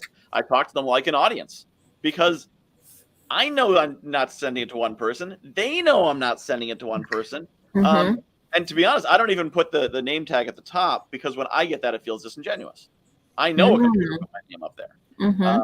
So certain things that before they went to scale were effective, now that every marketer is doing it, now feel like marketing. There's certain ways that you can start a phone call that guarantees someone's going to think you're a salesman. Right. And same thing with email. You want to watch out for those tropes. So I write my email like I'm writing a social media post. And I write it to that audience, and I'll say, to you and my community. And it seems to work because I mail them 5 to 7 times a week and get a 30% open rate. So I think that's probably a decent return on that. But it all comes down to thinking of the people on the other side of your emails, of your social media posts, of your events, of whatever it is, as humans who you want to help. And then think about, how do you identify those humans? And how do you serve them in a way that makes them want to give you money to serve them more? Yeah. So you've been using events as a marketing strategy, essentially, right? Yeah. And how have you used it to help you increase your visibility online? Well, so events are by their nature, events are by their nature a list building strategy. Yeah. Because in order to register an event, you opt in. You put your email address in, and you say, yes, you can send me more stuff beyond this event.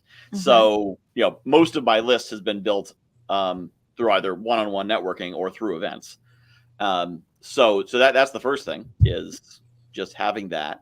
But then the other part of it is putting on events that reflect who I am.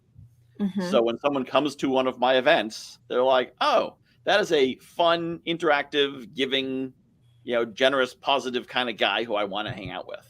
Or occasionally, that is a guy I don't want to hang out with. Both are good answers, because if somebody selects out, that can sometimes be just as good as if they select in. Yeah. Never be afraid of unsubscribes, because they're a good thing, huh? Yeah. Well, that's something I decided long ago. If someone unsubscribes, it's great, unless they unsubscribe because I wasn't me in the email they unsubscribed from. When you're promoting partners, you need to be careful. Like, you're promoting someone else's sales copy. Yeah. Then it doesn't sound like you. And often the unsubscribes are like, I don't even know what this is. I don't know who you are. I don't remember this. I didn't sign up for the, ultimate automation program. So I'm out of here. Because we fall into the cut and paste copy thing. But yes, so the main thing I've used events for is showing people who I am, and then building network. Before I was the virtual event guy, I was the guy who knows a guy. I focus on networking and running networking events, bringing people together. So I build the events the way that people make connections, because if you make a connection on one of my stages or one of my events, and it leads to a joint venture or a solution or something great, then you may well remember where you met this amazing, awesome person, and think Michael Whitehouse is the coolest guy ever because he ran the event where I met so-and-so, and so-and-so changed my life. All I did was put on an event. But I created the space into which it happens. And when you run a great event where things happen, then you kind of co-sign the benefits to whatever actually makes it happen. Yeah, I love that. Thanks for sharing all that. I love, talking events, because obviously we're running one right now. So, Amy, let's talk about video marketing, right? Right. And I know video is a hot commodity. It's the thing. It's, you know, it's hot, especially short form video, right? Is very in trend right now. How would you recommend someone get started who may be terrified of being on camera? I would say just do it. Just get out there. Just do and it, y'all. do Just do it. Honestly, you have everything you need. I can almost guarantee you have your smartphone. Yep. So you just want to turn it on and start recording. I'm not saying you have to go live. I'm just saying start recording.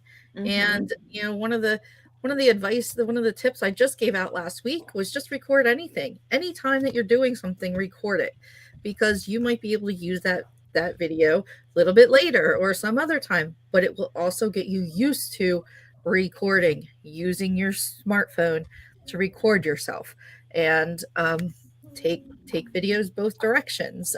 So you're looking at yourself, so that when you are doing those lives and you're going to be looking at yourself on your phone, you're used to it, because it's it can be kind of weird, honestly, looking at yourself and trying to do it. So I really would just encourage you just to start using your smartphone and just doing it.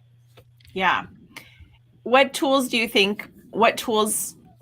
can we use to be more kind of, you know, to help us get started? Like, what do we actually need besides our phone? Is there any special tools that we need in order to start creating video?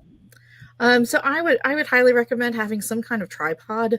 Even if you're just sitting at your desk, you know, you can have like a small little tripod that will just hold your camera. You want it to be steady.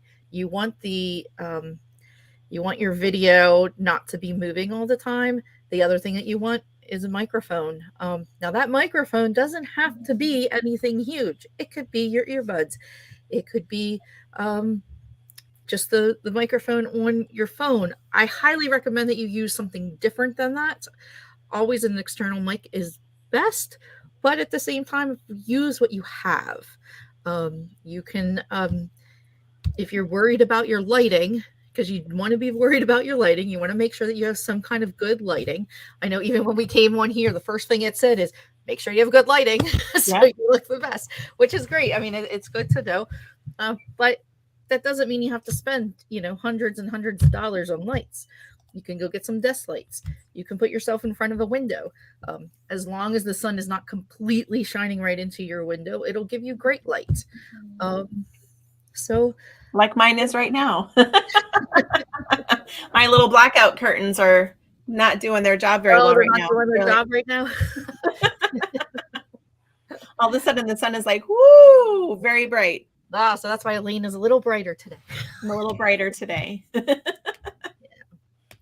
Awesome. So let's do a little round robin, shall we? I would love to talk about the user experience, right? So when we think about the user experience in whether it's events, whether it's in the legal stuff, whether it's in email, whether it's in video, can you kind of touch a little bit about how important the user experience is, and how do we create that enjoyable experience for our users? Anyone want to start with that? Where did Sherry go? She just left. I just noticed that. I wonder if it kicked her out. I got kicked out so many times yesterday. Here she comes. Sherry's coming back. Did you get kicked out? I got kicked out like just all of a sudden I was gone. I was like, whoa, what was that? That happened to me yesterday. I'm not even joking. Every 2 minutes, around the 6-hour mark, StreamYard, it kicked me out every 2 minutes. So that was super fun, but nobody died. Yeah. That's good. Nobody died. So user experience. Who wants to go first? So I'll go ahead. Oh, Sherry, you want to go? One things I was going to say about your videos, there's a couple things that you want to make sure that you're doing. You want to make sure your captions are going to be on once you're posting. Definitely will help the user experience. Get a transcript. Then you can just put that out there too. Plus it'll help you. I know the last time, last little session, I heard Elaine talking about is Descript. Is that what it's called? Yep. Yep. That'll do it for you. You can edit it. It's it's great. It has fancy captions too, where it'll highlight the word. Ooh. So fun. You can change it a different color and everything. I love it. Yeah, and honestly, like adding that kind of stuff to your videos, it Mhm. catches people's eyes because Mhm. it's different. It's entertaining. It might not be really entertaining, but it does. It catches people's eyes. It's different, and you're going to catch your audience off guard, and they're gonna be, oh, look at her, she's getting fancy over there. So Mhm. definitely do that. And to help the user find your videos, you want to make sure you're using keywords in your description, in your tags, in your titles. Just make sure you're using your description so that when you are posting your videos to YouTube, they'll find it under Google search. Mhm. So, Yeah. I think it's been really interesting to learn that people that watch like Instagram Reels or TikTok or whatever oftentimes do so without the music on, without sound on. And so being able to have those captions means that I can watch your video while my husband is sleeping. Right. And I'm not disturbing. Right. So it's plus it doesn't exclude people that maybe can't hear you. Right. So having a disability or something like that, it allows them to be able to participate and engage with your content because you have captions. And please don't forget to go in and make sure your captions are accurate, because yes. sometimes the transcription, it will spell my name with a TW. I'm like, what? So just make sure that you go through and make sure that all of the words are spelled correctly. And if you say numbers, that it produces them correctly. Definitely something you want to be aware of as well. So use captions. You can use, I like Descript, but you can also add captions inside the apps like Instagram and TikTok and stuff. Are there other, trying to think if there are other, I don't know if CapCut does captions. I also want to ask about the captions, because because Amy was talking about like just do it, just get started with the video. Yeah. And then when you get the advice to like make sure your captions are right, and make sure makes people stop. So I have 27,000 followers on TikTok. I don't think I've ever edited a single word of my captions. My videos are literally pull my phone out, hit record, start talking, hit stop, put some hashtags on it. Oh, I hit the caption button and go. Yeah. Every single one of them. Yeah. So you don't need to edit them. You don't need to fix your captions. You know, all these are, once you're doing it, you can get better by doing these things. Yes. But don't wait until you have the time to edit your captions or the time to do this or your Descript account, because there's 1,000 reasons to not do it today. Yeah, you're absolutely right. Especially TikTok. The best time to start a TikTok channel is yesterday, but today will do. Yep. Yeah. No, I think you're absolutely right, Michael, that we need to, take perfect off the table and just get started. Like I didn't start out using Descript. It was kind of a tool that I discovered along the way. And so there are tools to help make it easier as you get more comfortable and you start doing it more often. Then you want to maybe bring in tools that could help you streamline and optimize and automate and all the fun things. But I agree, like just get started. It doesn't have to be perfect to get started. Yeah. So who wants to talk next about the user experience from a marketing perspective? I will. All right. I only volunteer because I didn't think I would have anything to say about user experience. That's so far removed from anything legal, right? But when I thought about it for a moment, it's like, think about the user experience on your website. They come to your website, they're looking for information. Believe it or not, some people actually look for something like your privacy policy. Can they find it? Is it like in a logical place, like in the footer with a little link? And does it connect to every form where you are requesting information? So that's one thing. And the other thing, return and refund policies. Is it clearly stated and easily found on your website? And I don't know about you, but when I go to a website and I've ordered something and it doesn't fit, or it wasn't the color I thought it would be, or whatever, and I want to return it, and I go back to that website and I can't figure out how to make a return, that's irritating.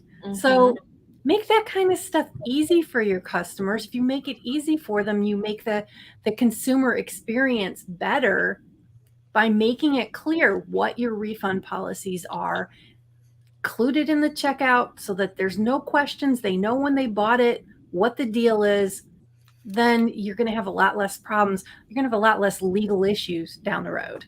Yeah. I think as well for cancellations, like memberships or anything like that, like, is it easy for people to cancel, or do they have to contact you and say, I don't want this anymore? Like, that's just making more work. And so I agree with you, like having those things on your website, it made me go, oh shit, like I should probably add, like on all of my forms, maybe I need to be adding that little link at the bottom. I don't think I have that. So it's like, oh shit, I need to go do something. You know what I mean? So thank you for that little, oh crap, I didn't think about that. My pleasure. And along those lines, think about where you're meeting people at. Yeah. So usually people are not as engaged in what you're doing as what you're doing, as you are. So I find this a lot with working with my speakers for events, because all my events are multi-speaker events. I assume that my speakers are very distracted and busy and vaguely remember they applied for something at some point. And I find a lot of events approach the speakers as if this is the one event they are speaking on, the biggest event, which, I think some of it might be reading your own copy. A lot of these events are positioned as like, this is the greatest event in the history of mankind, and all the knowledge you will ever need will be in these 6 hours. So of course the speakers have just cleared their week for this amazing experience, which is obviously not what they're doing. So I try to put everything in one place, everything in every email. So most of the reminders I send out have the link to the swipe copy that also includes the schedule and also includes the graphics. And now, do I do this all the time? Yeah, it's an execution thing. But I try to put everything in the same place. And remember, the same thing for if I'm offering something. I got an email, a marketing email from someone the other day that said something. It basically was the middle of a conversation. It said, you heard last week about such and such, and so now if you want to such and such, I'm like, well, since I have no idea what you're talking about, and of course I don't, because you're assuming I'm reading all your emails, which is not that 30% of people read all of your emails if you have a 30% open rate. It's that people read 30% of your emails. So that means they're reading every third one, most likely. So understand how people are approaching what you're doing, and so make it easy for them. Because remember, the default is they just won't do it. Yeah. So whatever you want them to do, they'll just back out of it. And if they have to do it, like canceling, especially if you're a bigger company, then if they can't find it on your website, they'll just post it on Twitter. So like Twitter is a backup search engine for business. So, Twitter, Google reviews, all those kind of things. That's usually what gets attention from a company that won't respond to you. So yeah, if you want people posting their complaints about how annoying it is to cancel the product and why they hate it and want to cancel on Twitter, then by all means, don't make it easy on your website. Because I think a lot of these companies are like, well, if we don't make it harder for them to cancel, they won't cancel. Yes, but you're winning, but not in the way you think. Yeah. Stacy, do you want to add anything to the convo?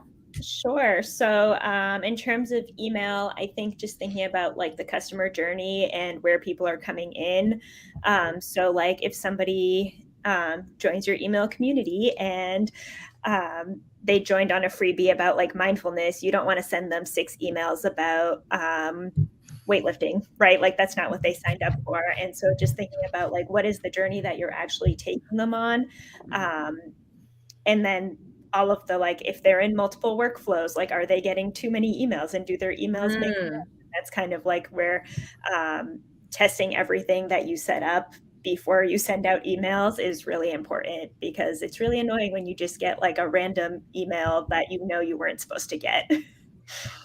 I love that you bring that up, because I think, when you purchase something and then I get another email acting as if I didn't, oh my God, like we need to be mindful, if you are using automations and email sequences, that creating something that says, if they purchased, remove them from this workflow, can increase your professionalism by tenfold.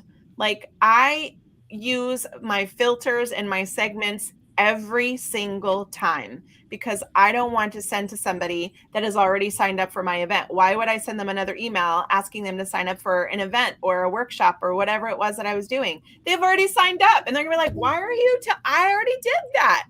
So annoying. I'm so glad you bring that up as a user experience because I think that is one thing that I have a feeling that many businesses may not quite think about. What happens after the purchase? So I love to ask the question, what do you want to happen next?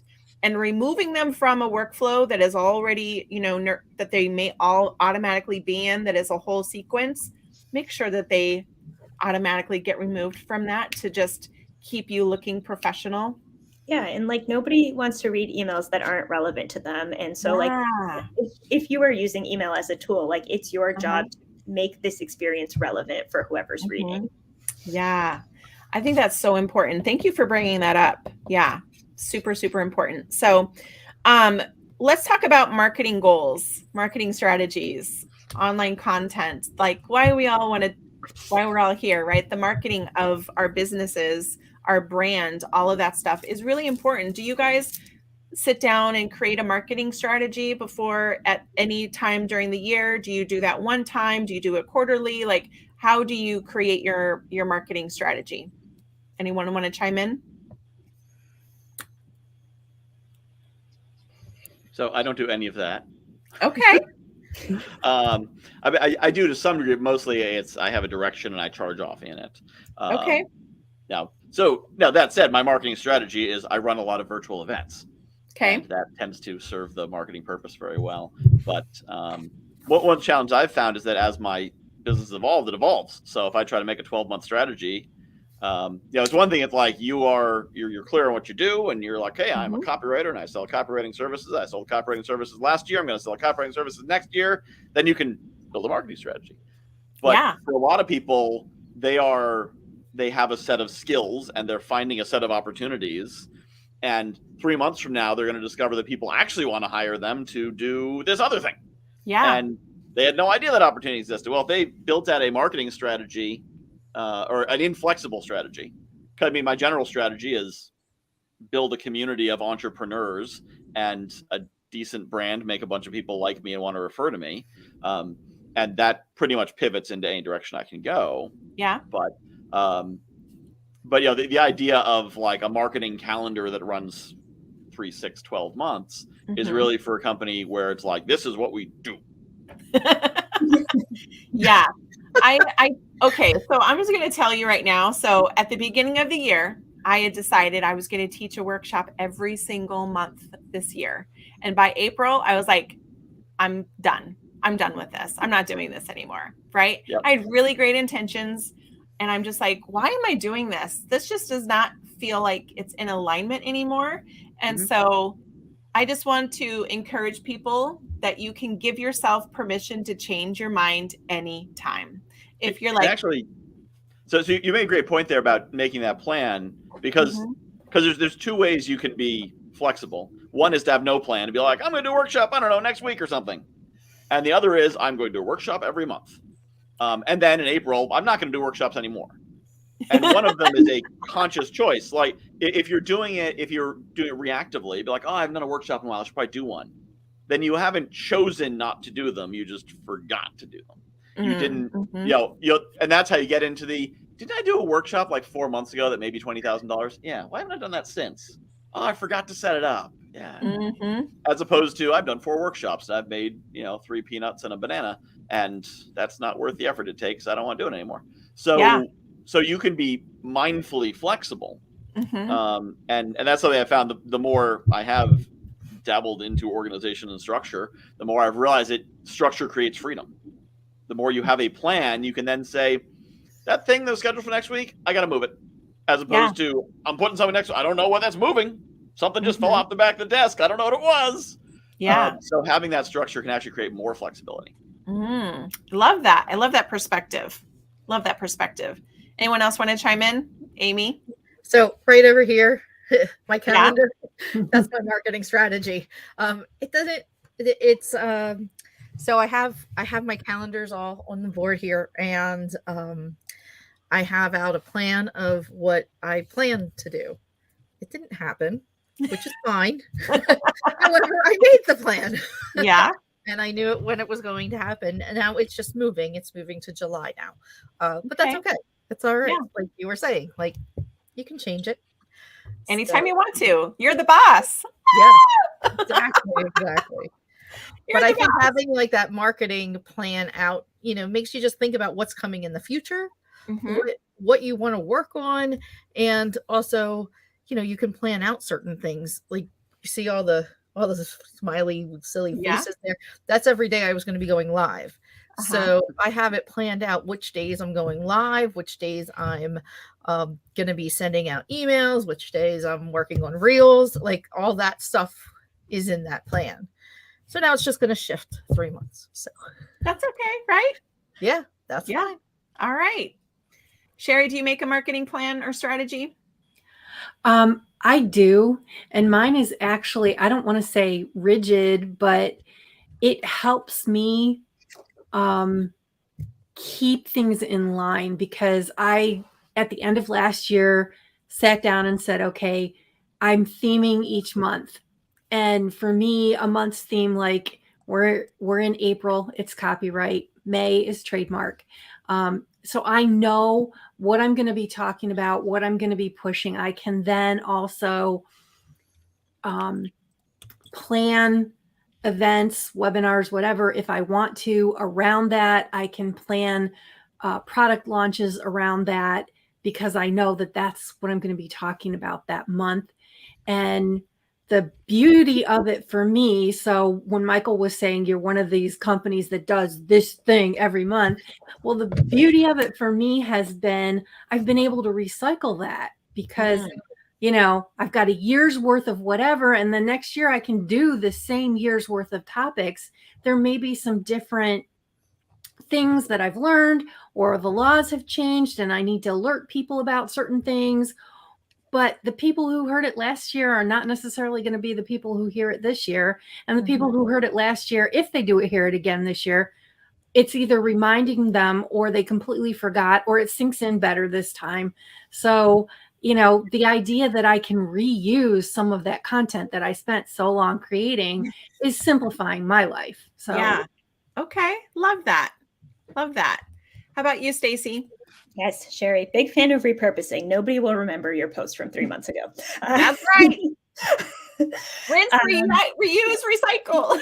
Exactly. Work smarter, not harder. I kind of work like, I probably plan out like 8 weeks at a time, very loosely. And I work backwards based on whatever offer I'm promoting.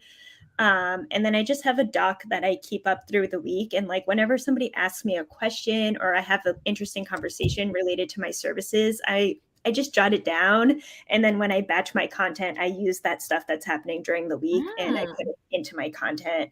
And then once a quarter, I'll go back and look at which posts did the best. And I'll like think about like, why did those do the best? And then when I make my next 8 weeks, I'll look at that data. Very cool. I love that idea of, taking the questions and stuff that you get from people and turning that into content. Like, why not? Why not? Super smart. Awesome. Well, this has been really super fun. And I want to give you all an opportunity to tell everybody where they can find you online, since this is about elevating your online presence. So, Michael, where can people find you online? Where do you like to hang out? Well, I'm pretty big on TikTok under the Guy Who Knows a Guy, sort of by accident. I just started recording videos, and then people started sharing them, and then I got 3 million views, and then I got followers. So I'm on there talking about really whatever's on my mind. Summits.fun is where they can find my ongoing events, because all summits should be .fun. Mm-hmm. And that's my main page. And then, of course, they can also find me on LinkedIn as I'm Michael Whitehouse. I'm the one that's pointing at you. There's a lot of Michael Whitehouses, but I'm the really good-looking one who's pointing at you. Love it. How about you, Stacy? I spend most of my time on Instagram at Stacy Braga Copy. You can also find me on LinkedIn and then stacybragacopy.com. But IG is where find me in the DMs. I'll be there. All right. How about you, Sherry? I am online on LinkedIn as Sherry-Andrews. On Facebook, I have a page called Your Small Business Attorney. Makes it kind of easy to find. And my website is my name. It's Sherry, Cheri, Andrews.com. And Okay. everything you need to know about me is on my website. Okay. Very cool. How about you, Amy? I'm on Instagram and Facebook, pretty evenly on there. You can find me amy.morazes on Instagram. On Facebook, you can find me Amy Morazes Video Coach, and that'll take you to my page. Or you can go to amymorazes.com and you'll find information about my video marketing membership. Very cool. So Stacy is giving away a gift that will be part of, for only available to our VIP guests, because it's over $500, but she's giving away a one-on-one launch strategy session. So Stacy, do you want to kind of share a little bit about what that gift entails?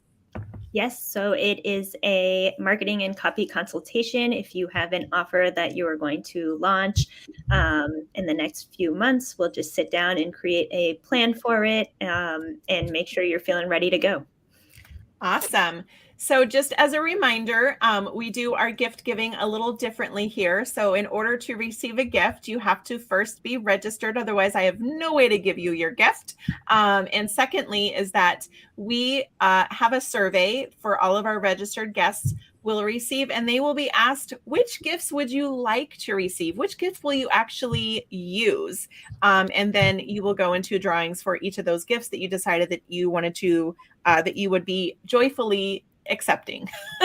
So you're not going to get a gift that you're not going to use. And so our VIPs will also have access to select gifts that are valued at over $500. And I'm really excited to announce that our gift value total for all of the donations we received was over $65,000 worth of gifts. Like, what the hell is happening here? Yeah, so very, very cool. So I am so appreciative of you guys taking the time to come and share about your marketing tips and tricks and secrets and all of the things that we need to know in order to market our businesses better and help us all elevate our online presence. So we are going to be taking a lunch break, woohoo, because girl is hungry over here. So we'll be coming back online at 1:30 Pacific time. So in about 45 minutes or so. And we're going to be coming back with our content and social media panel. So we're going to be talking about Instagram. We're going to be talking about content that converts into cash. And we're going to be talking about LinkedIn, as well as we'll be talking about Group Track, which is a Google Chrome extension that you can use to turn your Facebook and your Instagram into a pipeline. Very, very cool. So be sure to come and check that out. And then, of course, we'll be having our FOMO Fest right afterwards, where all of our speakers and our guests, our VIPs, can come and hang out and shoot the shit and learn all kinds of stuff and just reconnect and share their favorite part of the day and things that any takeaways they had and stuff like that. So thank you all so much for being a part of this panel, a part of this summit. I appreciate you. And we will see you guys in about 45 minutes. I'm going to go scarf my face down. Thanks, Elaine. Thank you guys so very much.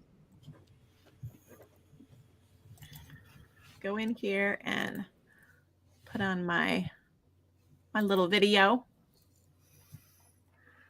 All right.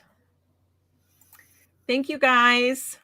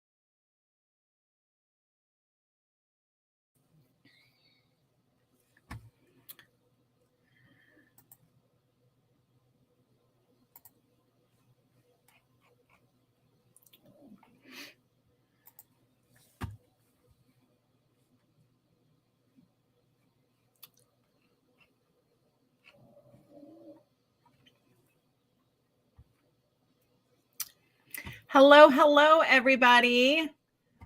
How is everybody doing? We are coming back, and I'm just going to give you guys a warning. My StreamYard is still kicking me out. So just keep talking because it will kick me out, and then I'll come right back in. I don't know why it started doing this yesterday, and it's doing it to me again. So just know that I'll be back. But heads up, this is a situation. Here's what I learned. If it's perfect, we don't learn anything. Nobody's gonna die, right? Everything is figure outable. It's all okay. So welcome back to the Elevate Your Online Presence Business Summit. We are here with our social media and content panel, and we are going to be talking about lots of good, juicy stuff today. We're going to be talking about Instagram. We're going to be talking about LinkedIn. We're going to be talking about Group Track. We're going to be talking about content that converts into cash. So are you guys ready to get started? I'm super excited. Yes.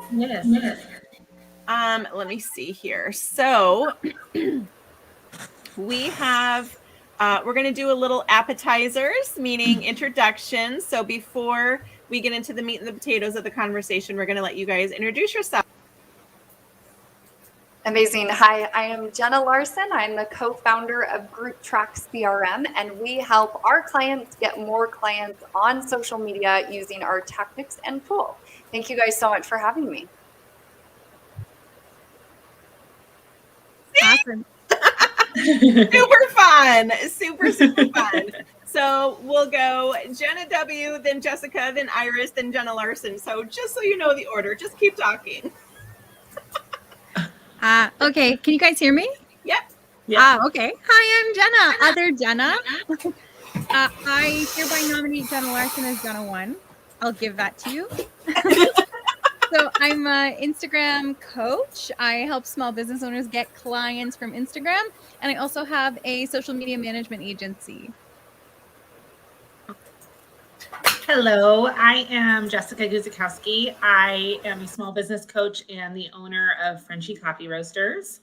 And so in my business, I help usually mompreneurs create businesses that can run with little kids at home and that also give you a paycheck. Fantastic. And looks like Iris got kicked out. Hopefully she'll come back. Come back, Iris.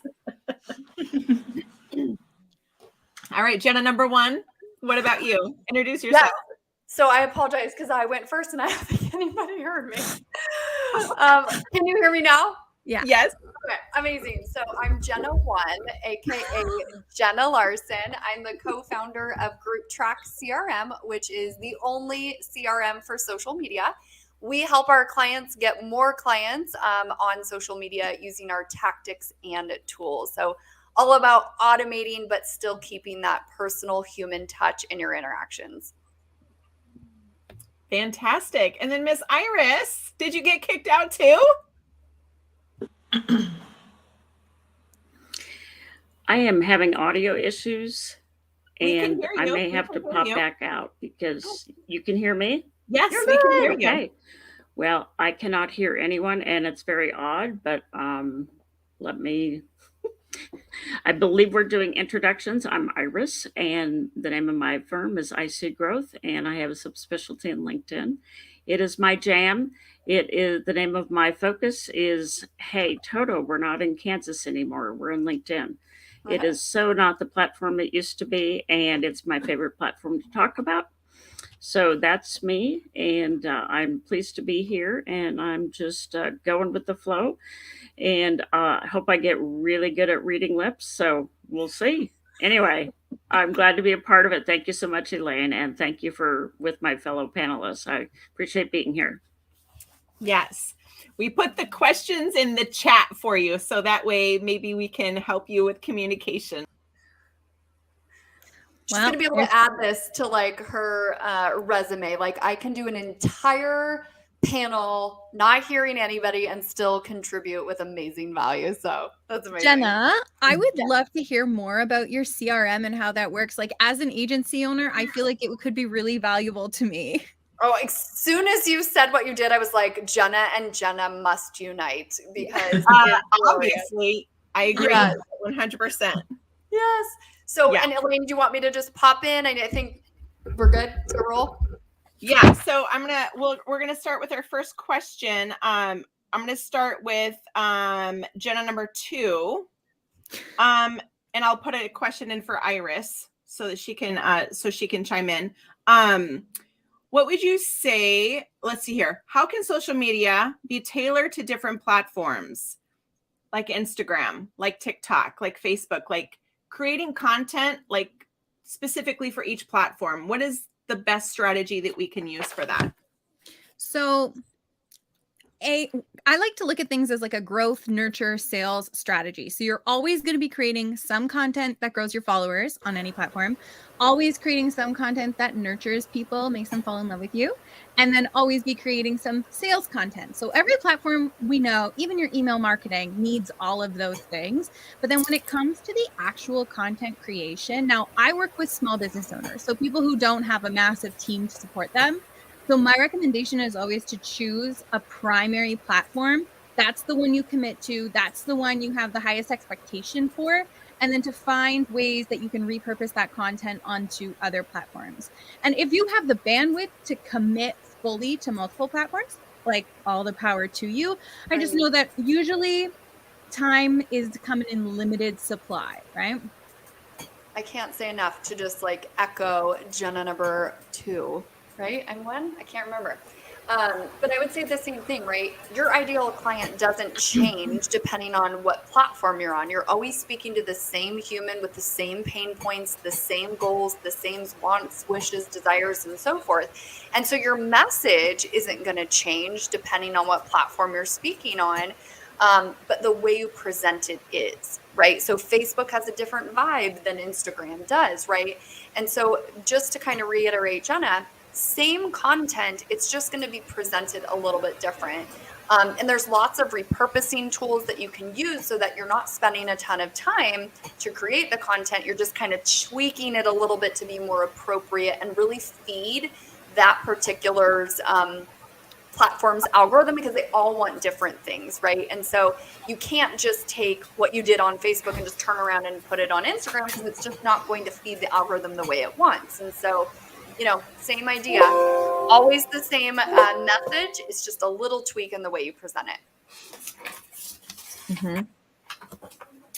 Iris, you go. Excellent. Thank you. I just got my audio fixed. Yay! Can you do a quick recap of the question? My apologies.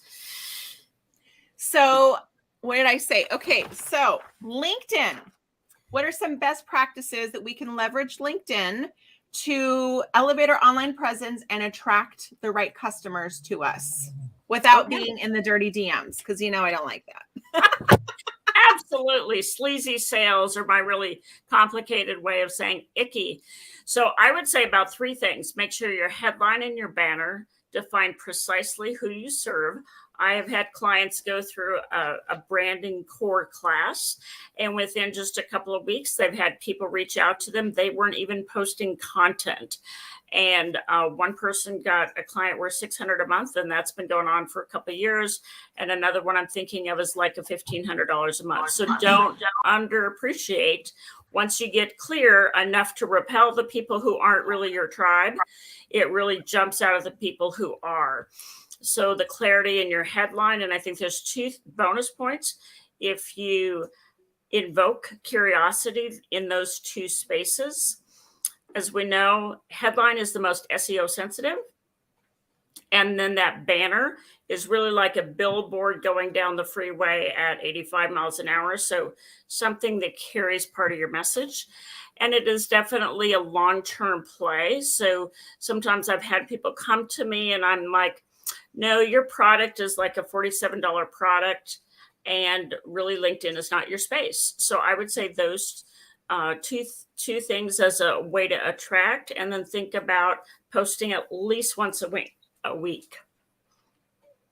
Okay. Posting once a week on LinkedIn, everybody. Even though I told you I'm doing a 30-day challenge for myself, right? To try and improve my relationship with the platform. You're not the only one who has those feelings. I totally get it. Well, I'm so excited to hear about LinkedIn Yes, and the I strategies started there. my social media experience actually in Yahoo groups, so I'm that mature. Let me say it that way. I was just gonna and say then too. went to Facebook and now on LinkedIn. So yeah, I'm the unusual social media person with the white hair, but I love it. It's the average web audience is twice the buying power of other social platforms. And if you're in a B2B space, it drives 80% of the leads to your websites. Okay. Hey. So, Jenna, can you tell us, are Facebook groups dead? Should we still be using Facebook groups? What's they're the not. dealio? They're amazing. They're alive. I don't know why people say that. Actually, I do know why. And it's going to be like Jenna rant coming at you, which is that they just don't have a strategy for how to run it. You know, it's like this whole idea. I think we see it with social media, whether it's Instagram, LinkedIn, Facebook, a group, it doesn't matter. People think if I post about what I sell, if they want it, they'll come get it. And what I say to people all the time is it's like inviting someone into your home and being like, the drink's over there, help yourself. Every time someone says that to you, you're like, oh, no, thanks, I'll take a water, right? Because it's like awkward. Versus if someone walks in your home and you're like, Jessica, I know that you are celebrating this amazing achievement and you love this Chardonnay and I got you a glass. Would you like it? You are going to be like, absolutely, thank you, ma'am. And you're going to drink it, right? Because I know you. I know what's going on in your life. I know when the right time is to make that specific offer. And so if you have a Facebook group and you're just like posting stuff, but you're not actually getting to know people, you're not building relationship, you're not going from post to the DMs and following up, you're literally just expecting people to go make a Bloody Mary in your kitchen when they don't know you. And that's awkward, right? If only like we had a CRM to If help only. us practice. Only we had a CRM.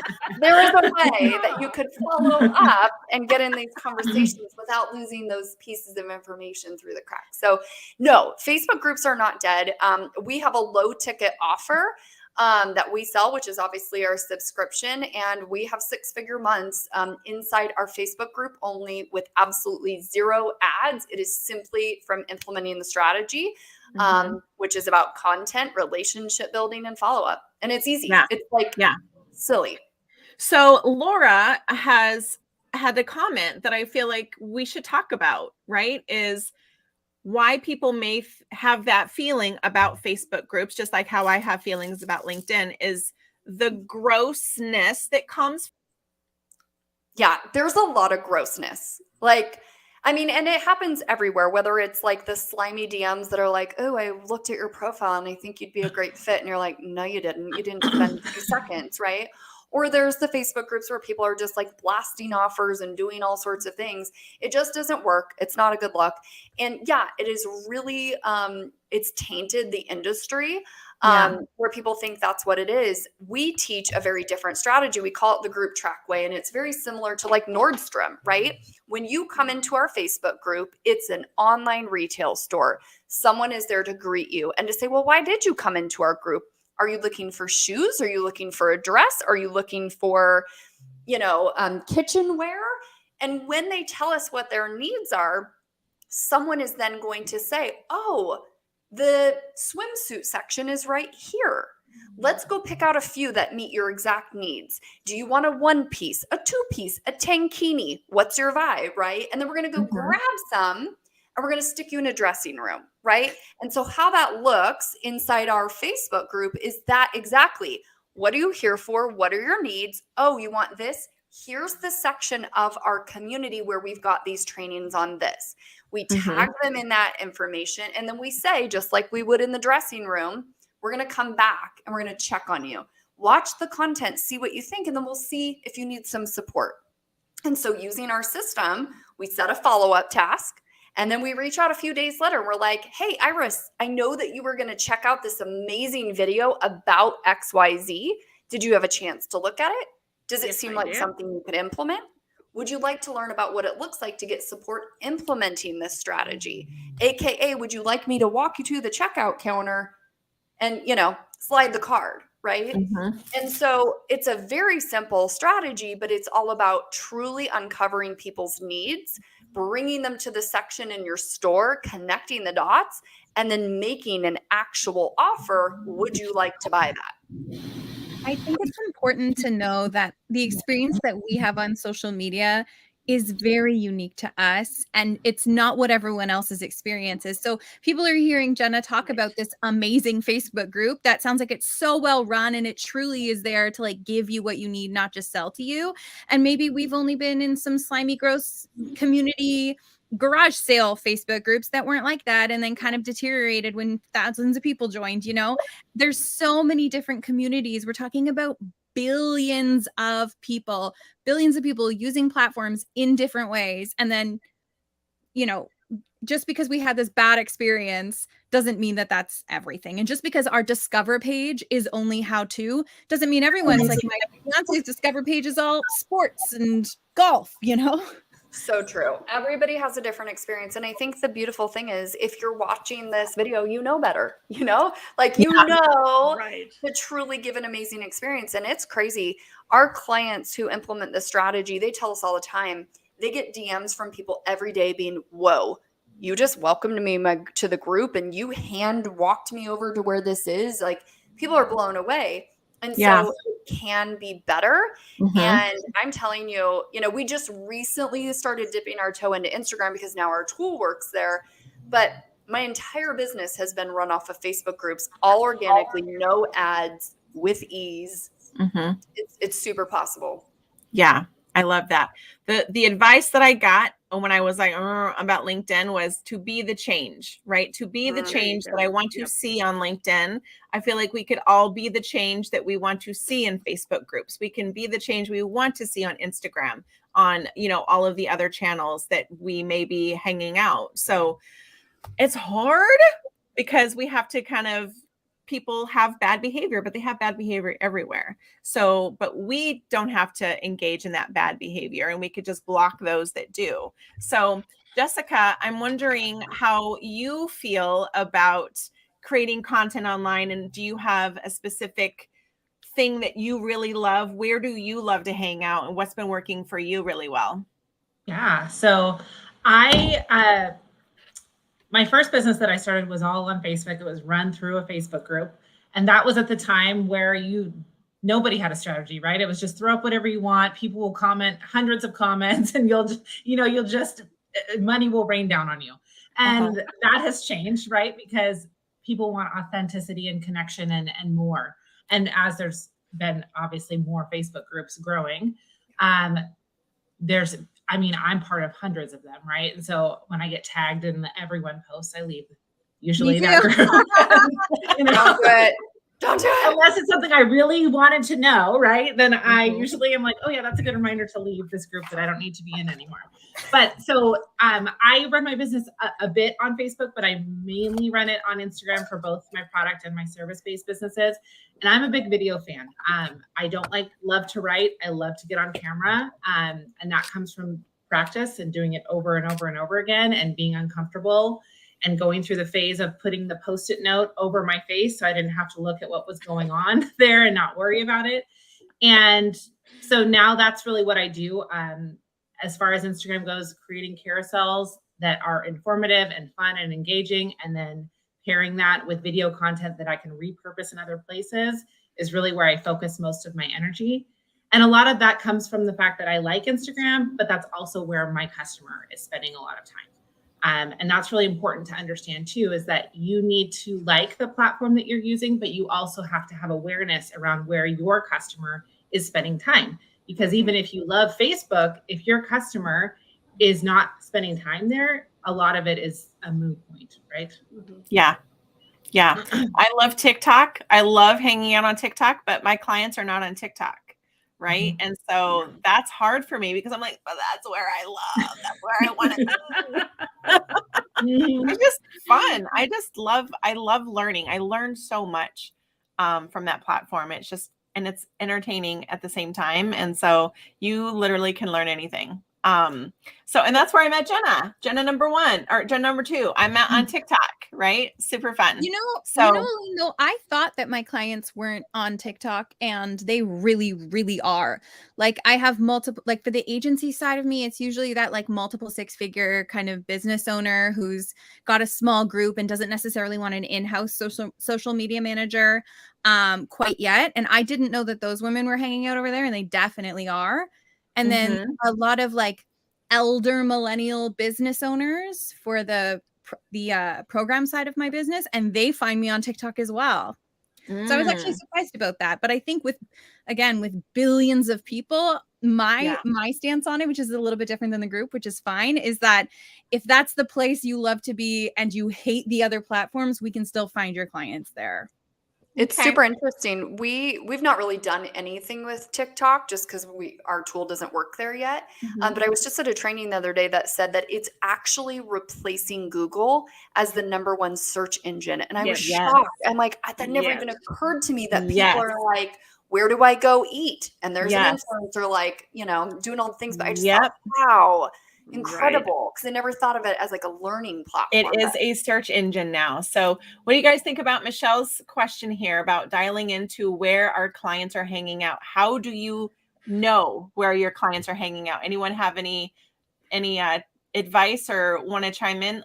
Like Iris, I love that question because sometimes people will come to me and they're like, "Oh my gosh, I heard I have to be on social media, so I'm on LinkedIn and I have to add Facebook, or I'm on Facebook and now I know I need to do LinkedIn." And sometimes I'll say, pick one platform, if they're in that early-ish stage, and get really good. Get really comfortable, get your hands around it, but pick that one platform to start on based on where your ideal client is. Absolutely. And you don't need to be everywhere. You just want to show up. You want to show up big, consistent, add value, collaborate. I'm about clarity, connection, conversation, and conversion. I mean, it comes in those in that stream, I think, on a broad level on all the platforms. So, I mean, there's some surprising statistics about LinkedIn. It's not what it used to be,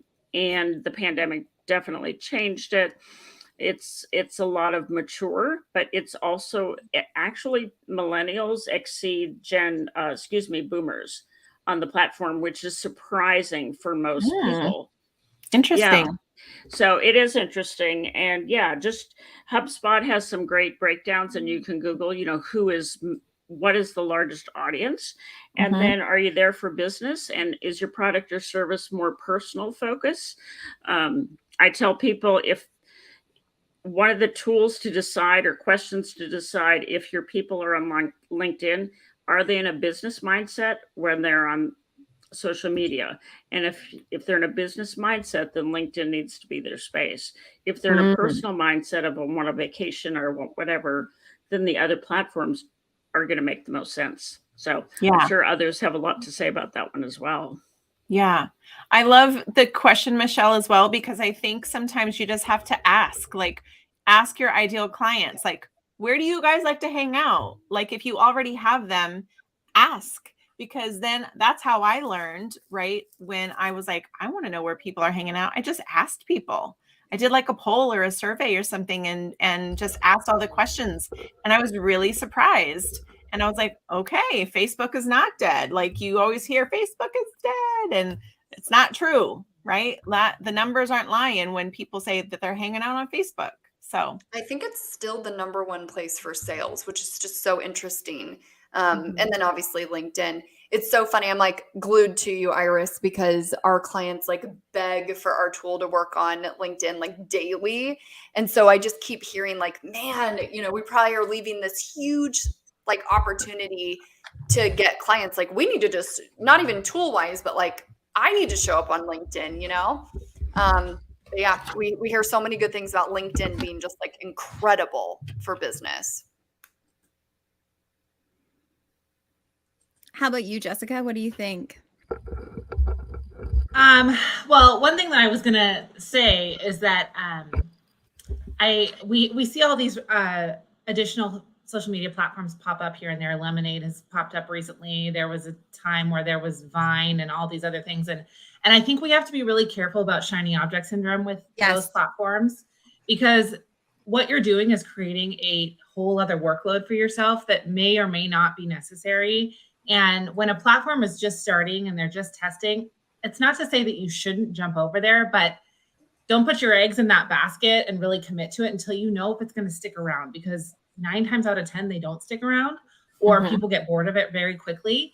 And you also are having to pull your audience that's already there watching you to some other platform. And why? Why are we doing that? It just feels like a lot of work. And I see a lot of people hopping on all these other platforms. And it just, to me, it's like, that doesn't sound fun. You know, they always come back. You know the Pardon? radio one? Oh, sorry.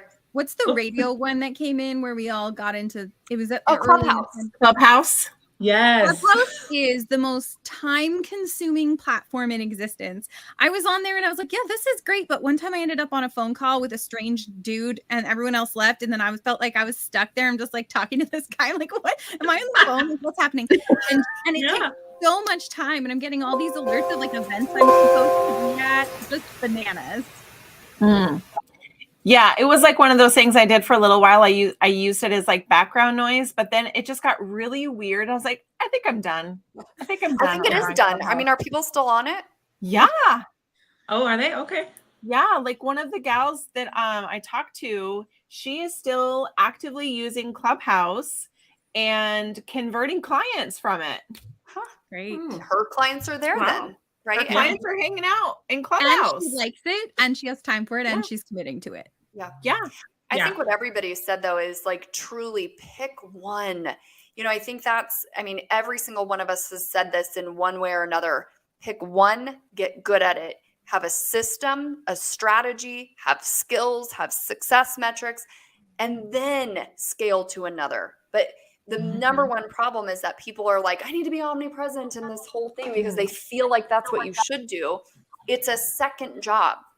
And the truth is, we're all social media experts. That is our job. But for 90% of our customers, their job is being a fitness coach. Their job is being a mompreneur. Their job is something that is not related to this at all. So then to be like, go be really good at training your clients, but then also have a full-time job of selling it on social media, it's a completely different thing for them. And so we have to be really careful as people who are influencing this space, what we're telling people, because, then they start to feel like they're falling short because they're not doing all the things. And it's like, you shouldn't be doing that. And we shouldn't be recommending it. So I just love that, like, all of us on this panel have said, pick one, get good at it. It doesn't matter if it's LinkedIn, Instagram, Facebook, just pick one, right? Well, yeah, even as somebody who really enjoys social media, I get so frustrated when I see people giving me advice of post 3 reels a day or, be in your stories 20 times a day, every single day. It's not realistic. And even for me, like, it makes me want to curl up in a ball and cry to even think about that, so I can't imagine how our clients who, this is a tiny sliver of what their whole business picture is, feel when they see that kind of advice. It's not practical if Instagram is not your job, right? Well, and exactly, that's their job. You better be in Instagram that much, and that is what you teach. But 90% of our clients don't do that, and it just makes you feel like, crap. I actually have kind of like a funny, candid story about that. Late last year, I hired a TikTok coach because I'm an Instagram coach. I'm a marketer. My agency does Instagram and Facebook for our clients, and then I teach Instagram, but I love TikTok and it's fun for me. And so I hired a coach, spent a whole whack of money on him so that I could get really good at it. And I was doing 3 videos a day, 5 days a week for like a year. And I mean, I got ROI, it definitely worked for me, but I grew up as an actor and being on camera is very easy for me. I'm a generator personality type. Creating that was easy. I did it in under an hour a day for the most part, maybe even less. And so when I was wrapping things up with this coach, they were like, Jenna, there's a question the team has been wanting to ask you. Why aren't you doing Instagram? Why aren't you focusing on your Instagram? Why aren't you doing this over here on TikTok? And I'm like, that's a totally valid question because TikTok was easy and fun for me. And that energy, one, is worth a lot. If something is taking, that's why I say don't stay on a platform that you don't like just because you feel like you're supposed to be there. Yeah. It's fun for me. And it was also a good experiment to be more passionate about still teaching Instagram, because I know that most of my clients, if not every single one of them, can't make 3 videos a day. I know that they can't. What they can do is a graphic. They can schedule a month's worth of content in a couple of hours. They can make some graphics and some photos and still get amazing results over on Instagram. And it's going to take them a fraction of the amount of time. Yeah. Yeah. I've been timing myself, and I get about 2 minutes and 30 seconds, and I've got like 20 seconds to ask a question. So Jessica, I want to ask you, what are some of the mistakes you see people make when they're creating content? Muted. Sorry. The tenants upstairs have a barking dog, so I was trying to keep it muted. Okay. So as far as mistakes go, I mean, one of the biggest ones definitely is obligatory posting, right? Being on a platform that you hate, posting content that you don't feel good about because you feel like you have to put something out there. And the reality is you don't. If you are having a crappy day and you can't bring yourself to film a video that day, that's okay. It's okay to give yourself permission to say, I'm not going to do this today. Now, we don't want that to snowball into every day, right? Yeah. But it's okay to take breaks. It's okay to say today's not a creative day for me. Especially, if you have little kids at home and they're crawling in your lap and you're trying to do 10 things at once, it can be overwhelming. And so it's okay to give yourself permission to step away. Creating content just for yourself is also a big one. Part of why we're on social media is to serve our clients, customers, or potential clients and customers. And so if we're posting a photo that says, look at how beautiful this is, although it's great and it's wonderful and I like to look at it, it's not going to inspire action likely from a client or customer, and it's not going to inspire engagement. So we want to think about how can we engage with these people and how can we make them feel empowered to have a conversation with us, or even better down the road to make a purchase from us.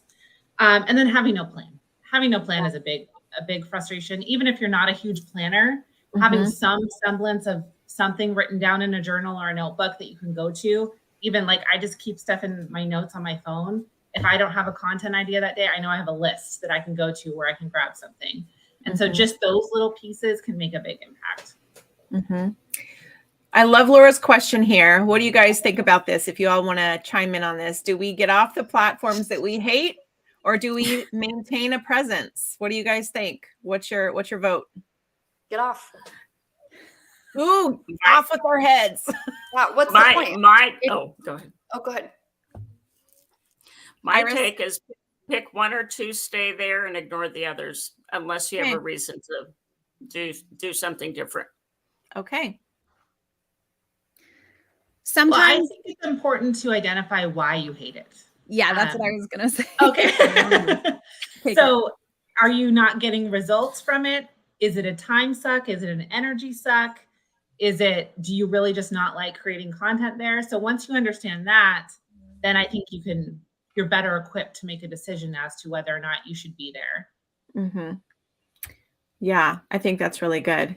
We have another question too that we can, or a comment we can, before it kicks me out again. It'll probably kick me out here in 8 seconds.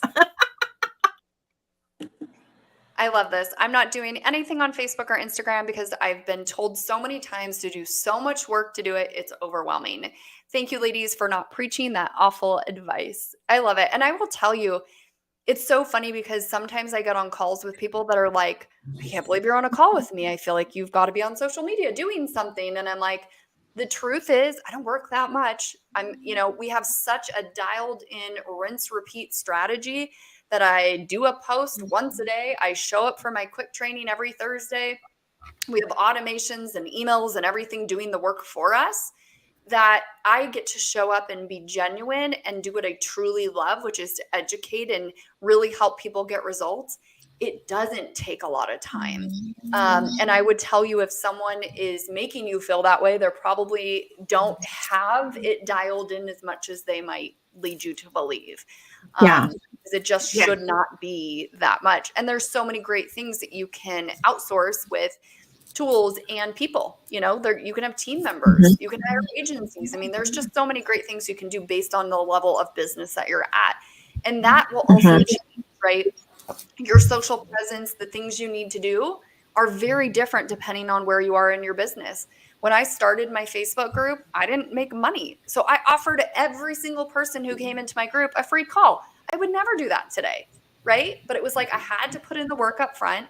Now I don't do that, or I do a masterclass, or I have team members that do my sales calls. And so I've been able to ease out of so much of that work that I truly get to do the things that bring me joy now. So again, I would just remind you that it just depends on like where you are in your business, but it doesn't need to be something that sucks your time. Yeah, Sometimes absolutely. things feel like they're more work because you're scattered, or because you're actually spending, I don't want to preach, but I am, you're actually spending a lot of time stressing about the thing. So it's not so much the thing or the time it takes to do it, it's the thinking around it. So for my program members, I give them all the strategies that we use to facilitate social media for our clients. So at first it seems like a lot because you've got to wrap your head around it. Then, as Jenna Larson said, you have to set up some systems and you've got to wrap your head around those. But after that, you're putting out a lot of content in like 1 or 2 hours a week, maybe less if you like are not a perfectionist. And then also the task will expand to fill the time that you give it.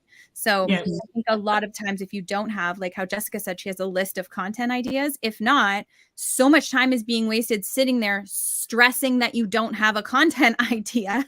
And then the task feels way bigger than just making an Instagram post. So true.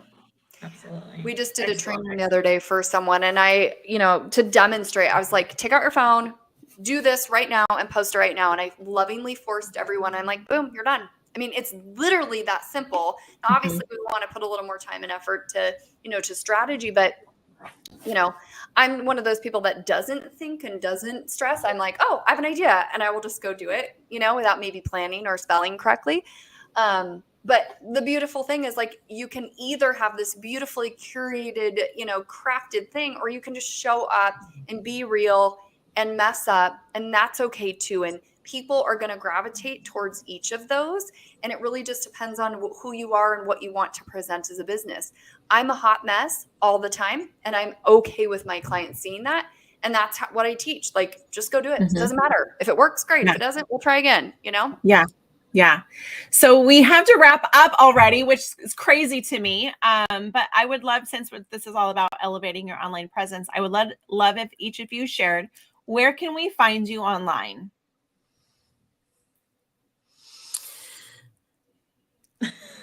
Go for it. Somebody just talk. You cannot find any of us. So I'm going to say mine's easy to remember. The website's called yourlinkedinexpert.com. So that's easy. And I do 4-minute video tips a week, totally complimentary, because I find that my audience enjoys that. And usually LinkedIn feels overwhelming. So it's 1 3 to 4 minute tip, never over 4 minutes, video once per week. So yourlinkedinexpert.com, that's easy. So easy. And I'm so excited to go follow you because like I said, I'm like, I need to get on the LinkedIn train. So now I know who my expert is. Well, and I'm fascinated to understand your LinkedIn, your Facebook groups. I'm on it.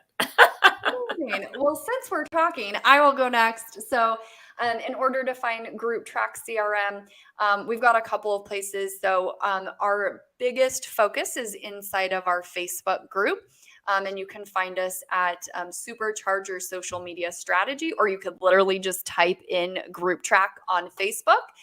And the search engine will literally pop up our Facebook group. So that's a very easy way to find us inside of our group. We treat everyone the same. We give you the Group Track way. And so we'll make you feel very welcome to receive our complimentary coaching that we do every single week. We are just recently onto Instagram because, as I mentioned before, our tool has been solely for Facebook, but we just recently launched on Instagram. So we were like, well, maybe we need to go show up over there. So as you can see, right, we start with one platform, scale to the next. And so you can find us on Instagram at grouptrack.social.co. CRM. And you can find me at my website if you want to get some freebies or see what it's like to work with me. My website is makersgonnaMakeMoney.com.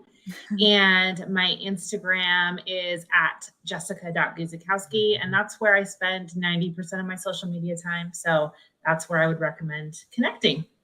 Yeah, and you can find me at I'm reversed, at Jenna's page on TikTok or Instagram. And there's a free training in my bio if you're interested called How to Get Clients from Instagram Without Wasting Hours Glued to Your Phone, which is the theme of our chat. Yay! I'm going to get that. So we have a couple of, some of you have donated gifts to our amazing registered guests. If you're not registered, you have to be registered in order to receive a gift. Otherwise, I have no ways to contact you. So let's see here. Jenna Larson is giving away a Facebook money making guide for $47. Iris is giving away a LinkedIn email and video training for $197, and she's giving away 85 of them. You guys, come on. And then Jessica is giving away 2 30-minute power coaching sessions valued at $179. I should say 2 as in 2 of those, not you get 2 30-minute sessions.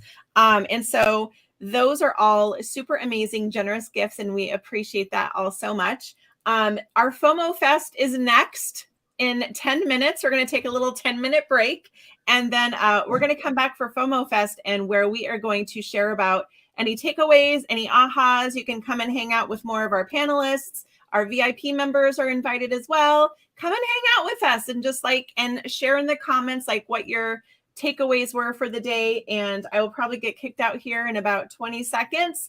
So thank you guys so very much for coming to hang out with us in this social media panel and being a part of our summit. I appreciate you guys so very much. It's been so freaking amazing doing this summit for the last 2 days. And I really do need a nap. Hey, you've been a rock star. You're a rock star, and your automation is freaking stunning. I just gotta say. Thank you so much. I appreciate that. I told Elaine, I have been on millions of summits, millions of speaking things, and I have never had something so organized and beautifully delivered. So that all I had to do was show up. Kudos, Elaine. So you need a nap, and it's well deserved. You have done a kudos job for us You as should speakers. start selling that. Elaine, do you sell that? Sell what? How to get and I deliver sure. a full summit? I could now that You I should. basically created the whole template of everything that I did and all the automations and all the surveys and all the pages, everything. It's Could rock you star please? stuff, lady. It Does is it make total our rock life star. so much easier to show up and know what to do? I would really, in fact, I think I told you I was on the phone with someone else and I was like, so let me show you what Elaine did. Thank you. I appreciate that compliment. I will receive that. Thank you. It's hard for me Yes, sometimes well to receive deserved. compliments. So thank you. All right. We'll see you guys in 10 minutes. Bye. All right. Let me see here. So you're getting, No, you're fine. Oh my God, this is amazing. You poor thing. You have no idea. I can't even imagine how you're doing this with tech issues. Is so frustrating. You're killing it though. Thank you. I appreciate it.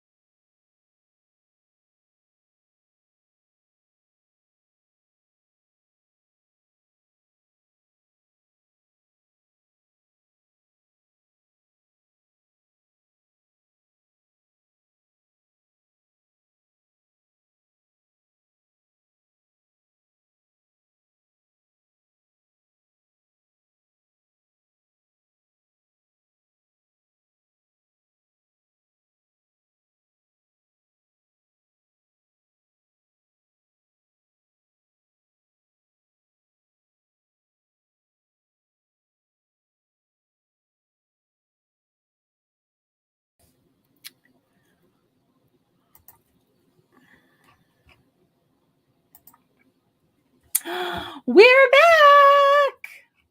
All right, let me set my timer so that I know how long I have before I get kicked out again. All right, I'm going to add in some of our lovely panelists who are coming back to join the party. And any of our VIPs that want to come and hang out too, you are welcome. Welcome, welcome. Hi, everybody. Hello. Oh my God. Day 2 in the books.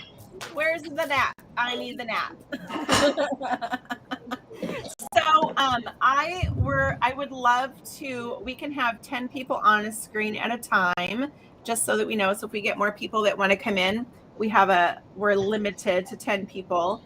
But I would love to hear, like, if you listened to any of our panels today or yesterday, did you have a takeaway or an aha or anything that just really stood out to you? Anything you want to implement into your own business? Anyone want to share?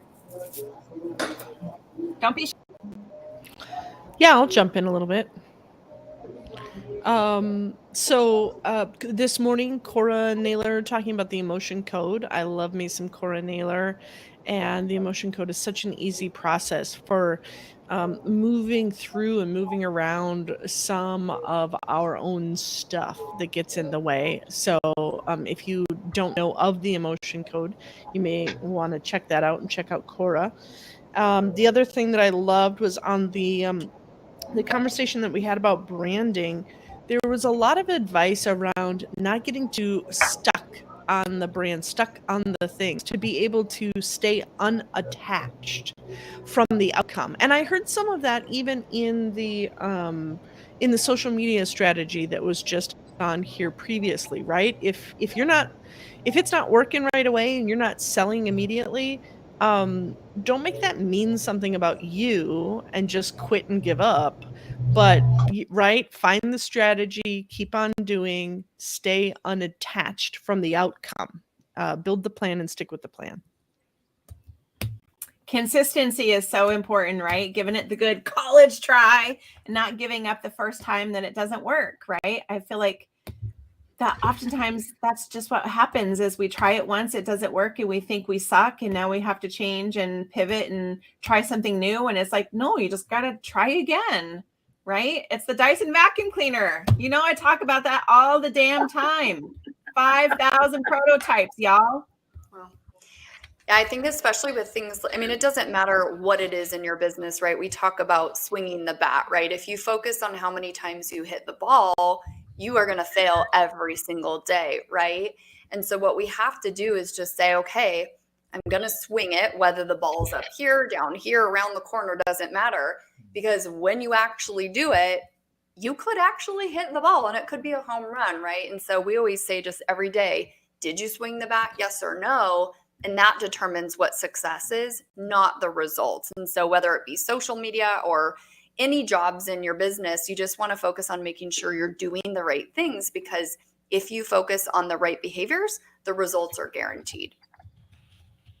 One of my favorite phrases comes to mind here, and it's lurkers buy.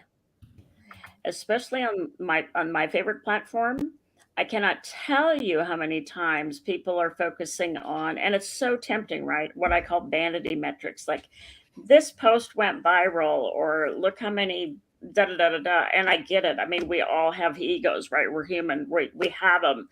But I cannot tell you how many people who are clients of mine who've been like, I had someone and they've been watching me for like 6 months, and they finally reached out, and now we're working together. So yeah, just ditto, on spades on that last train of thought. Show up, be consistent. It's the, if you follow Atomic Habits or Yes. Darren Hardy about the compound effect, it's the consistency that really wins the day. Yes. I joke all the time. I've had posts that have like 2 comments that have made $20,000. And then I have a reel that has 20,000 views that was of my leopard gecko. and that made $0, right? So it's like, I joke all the time. I'm like, dang it, why didn't I tell my leopard gecko to sell my product? Then I would have been amazing, right? But, you know. Yeah. Lola jumping into the bathtub and getting 50,000 views on Instagram Reels, $0. Like, that doesn't mean you're going to make money. Like, it's really not, it's about quality, not quantity, right? Like, I feel like that's the message is it's not about the quantity of followers you have, the how many likes you get. It's about, are the people that are engaging actually, are you building community? I think is really more important than the vanity metrics, is if I'm hearing you correctly before I got kicked out. Yeah, that you're right. You're tuning my vibe, lady. Yay. How about you, Amy? Do you want to add anything? On what kind of tidbits On I got? Anything at all. Anything at all. Boy, I can talk about anything. You know, you were just talking about the engagement, and that's one thing that's really big with the videos. You know, you really want to get that engagement, and the whole way to do that is to tell your story. And to tell your story, you have to be authentic, and you have to be yourself. Like, there's like so many things that go into it. But as long as you're being yourself and you're showing your dog jump into the tub, you're showing your audience kind of what they want to see. They want to see that because maybe that post didn't sell, but that post got them to like you, and that they're bringing that into, you're bringing them into what your world is. Yeah. And if they like you, they might start trusting you, and then they might start buying from you. So. Yeah. Sarah, I saw you yawning, girlfriend.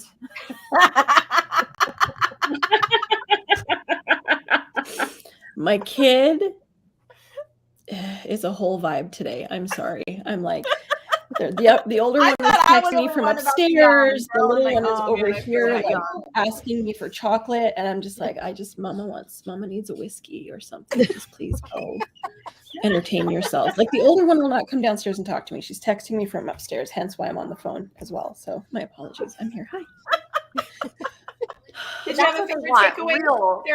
Real stuff, right? Like, it's hard to run a business. My kids just walked in, and I think to your point, Elaine, like, people want to connect with real humans. I love that Sarah just yawned and showed the truth, right? And I think that's almost something that's like such a problem in the social media world and in the business world, is we put forward what we think people want to see. Right. Yep. In reality, they want to see when you have a rough day, or, I was driving to an in-person event the other day and realized I forgot deodorant. And so I literally was like, videotaping myself. I'm like, oops, stopped and got, put it on and posted it, because I'm like, that's real, right? Mm-hmm. And so kudos to you, Sarah. Own it. Thank you. It's what people want. But that's really the whole like the impetus behind my whole brand. And I think that one of the things that a lot of people, and I'm not going to go into the whole this is how we're taught, because we all know why it happens, but this whole everything's got to be perfect and curated, and don't see the mess. Like, it's exhausting, y'all. Like, it's hard enough building a business, but to now have to put on some sort of persona. Like, if you come to my house, you are a guest for 10 minutes. Then you can put your feet up. You can go grab a drink from the fridge. Like, we're friends, right? I want to run my business that way too, right? I don't want to work with people that I couldn't be friends with. Yeah. Right. Mm-hmm. It's like, we had this room when I was growing up. God bless her, my mom. I called it the museum room. It was like the guest. We weren't allowed to sit on the furniture, and we weren't allowed to make a mess. And it's like, in my house now, my kids jump on the coffee table. Well, one of them does. The other one's too old to be that cool. Like, I'm tired of trying to present an image to people, especially on social media, that I'm anything but real. And it has been liberating AF, my friends. Girl, I feel that so hard. I once made a video of my desk being so cluttered, and then I made a video. It was very inspiring. I was like, I need to make a video of me cleaning it. So I did a fast motion video of me cleaning up my office, where I'm like, this is my reality. Like, I'm not going to try to sugarcoat it. It looks very clean back there, but here, not even. Hot Mess Express, paper everywhere.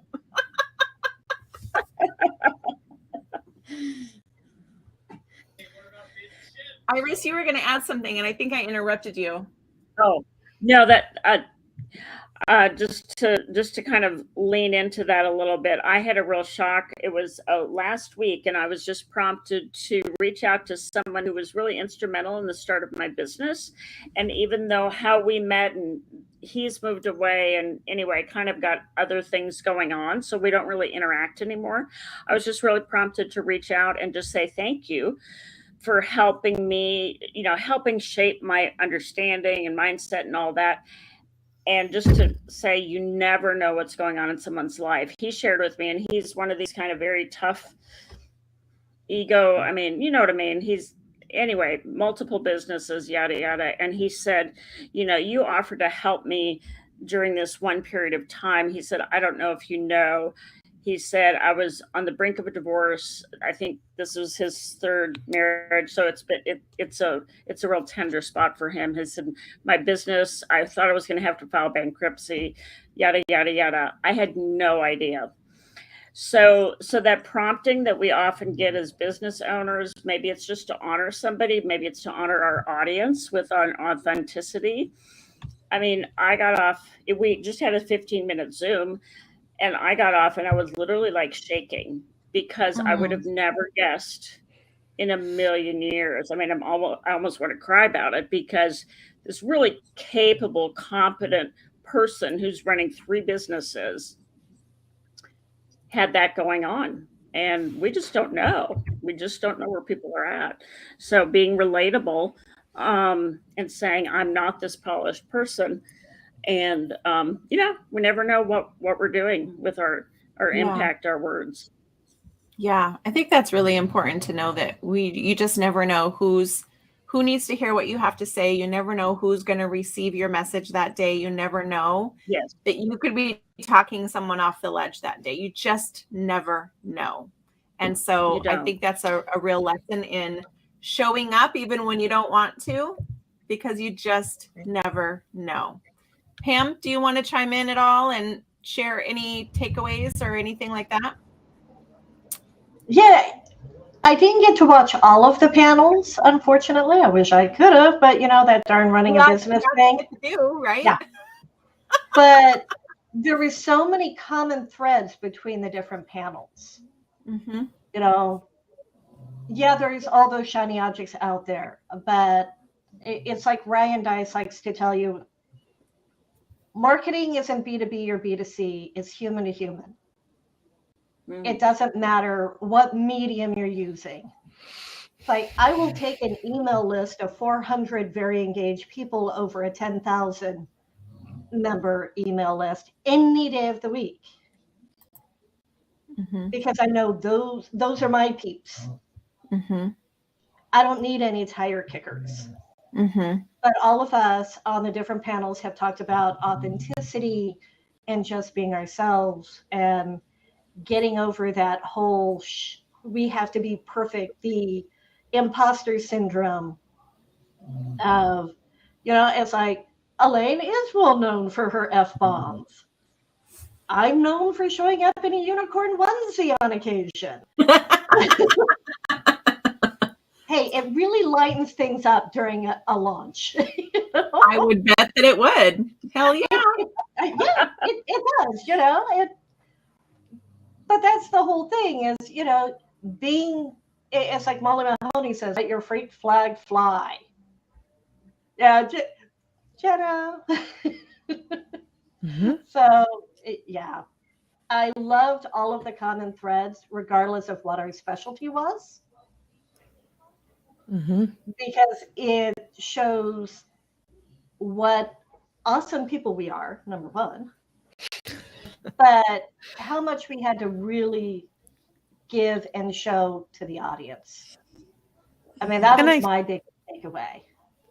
Yeah, and I think that your point, you're bringing out a great point here, Pam. The commonality is either that summit speakers all have this same same tendency towards authenticity, or it is that successful business owners, people who are owning successful businesses, this is a common thread of them. So, you know, and I think it tends more towards successful business owners. So that's a really great notice and something for people to really bring in and grasp, you know, like it's a big part of what I do with the Endotype formula, and a big, right, that's like the hill that I'll die on, is people being themselves, no more, no less. So because that does result in more peace and ease and joy and customers. So that's fabulous. Phoebe, do you want to add anything since you're one of our VIPs? Welcome. Yeah, I had to step away for a while. There was something else going on. So yeah, that's okay. I missed the last I don't know, since around 3 o'clock. So yeah. Do you have any favorite takeaways or anything that you really enjoyed from what you did here? Let's see. So sorry, I wasn't prepared. That's okay. So there what was it that go on to someone else. I don't have anything right now. It's okay. That's okay. Yeah. Haley, do you want to chime in at all? Find my unmute button. No, I think there was so many amazing nuggets, and like the others said, I think the biggest thing for me that I always struggle with is like going on video, because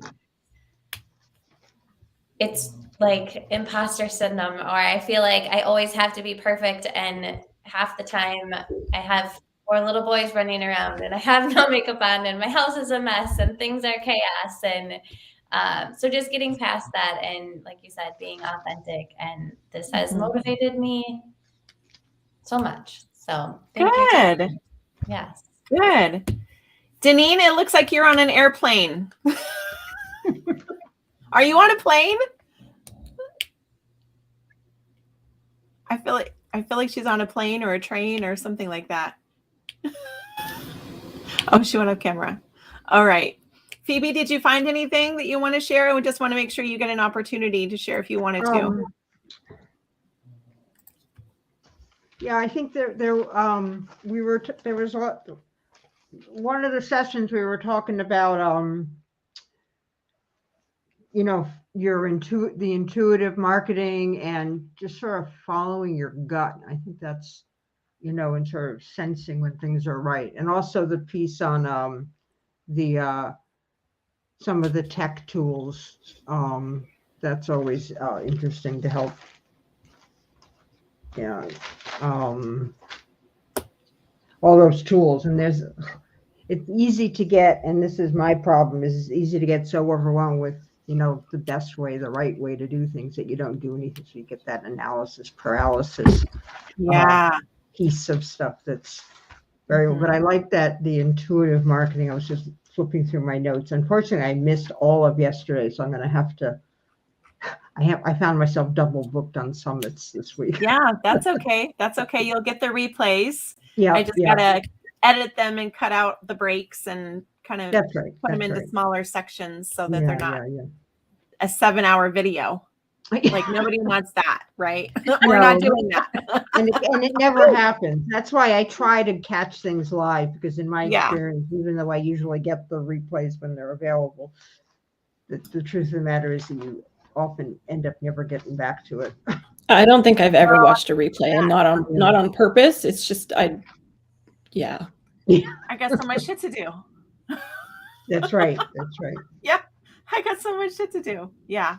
So this has been really super fun, and I am really, really grateful to have so many amazing panelists and speakers, and all of the amazing donations that came in of people saying, here, I'll donate these gifts and stuff like that. So if you have not yet registered, if you want to receive any wonderful gifts at all, you have to be registered. Otherwise, I have no way to contact you.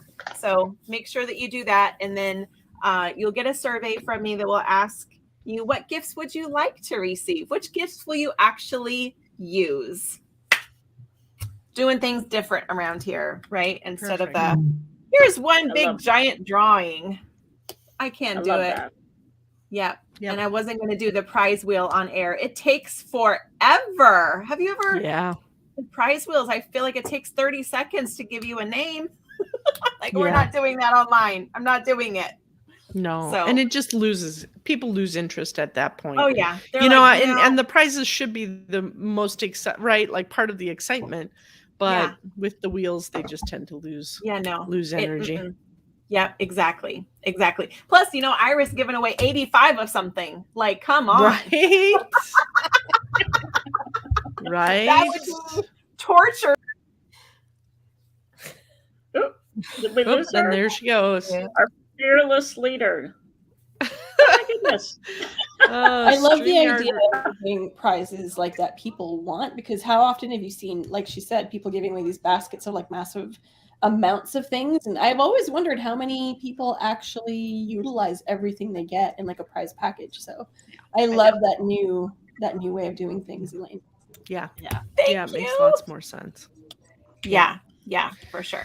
Yeah, and you can go in there and edit it, and after you hear a speaker, and it's like, yeah, all right, I do want to talk to Iris and find out about my LinkedIn. I went in and checked that I'm box. starting my list So, here. Heck So, yeah. Well, thank you all so very much. You have no Heck idea yeah. how much this has just been so amazing and so fun. And I'm just grateful. for all of Elaine, you have done an amazing job with this webinar. I know Yes. that the tech is driving her crazy. I'm sure she can still probably hear us even back at the green room that it keeps kicking her back No. to. No, it But yeah, you've done an amazing job, like with the marketing all the way front to back, with the marketing, with the email follow-ups. And I know a lot of that is her CRM system that she helps people with. But we really appreciate all the work that you put into it and the time that you put into it. This was pretty fantastic. Thank you. I appreciate that.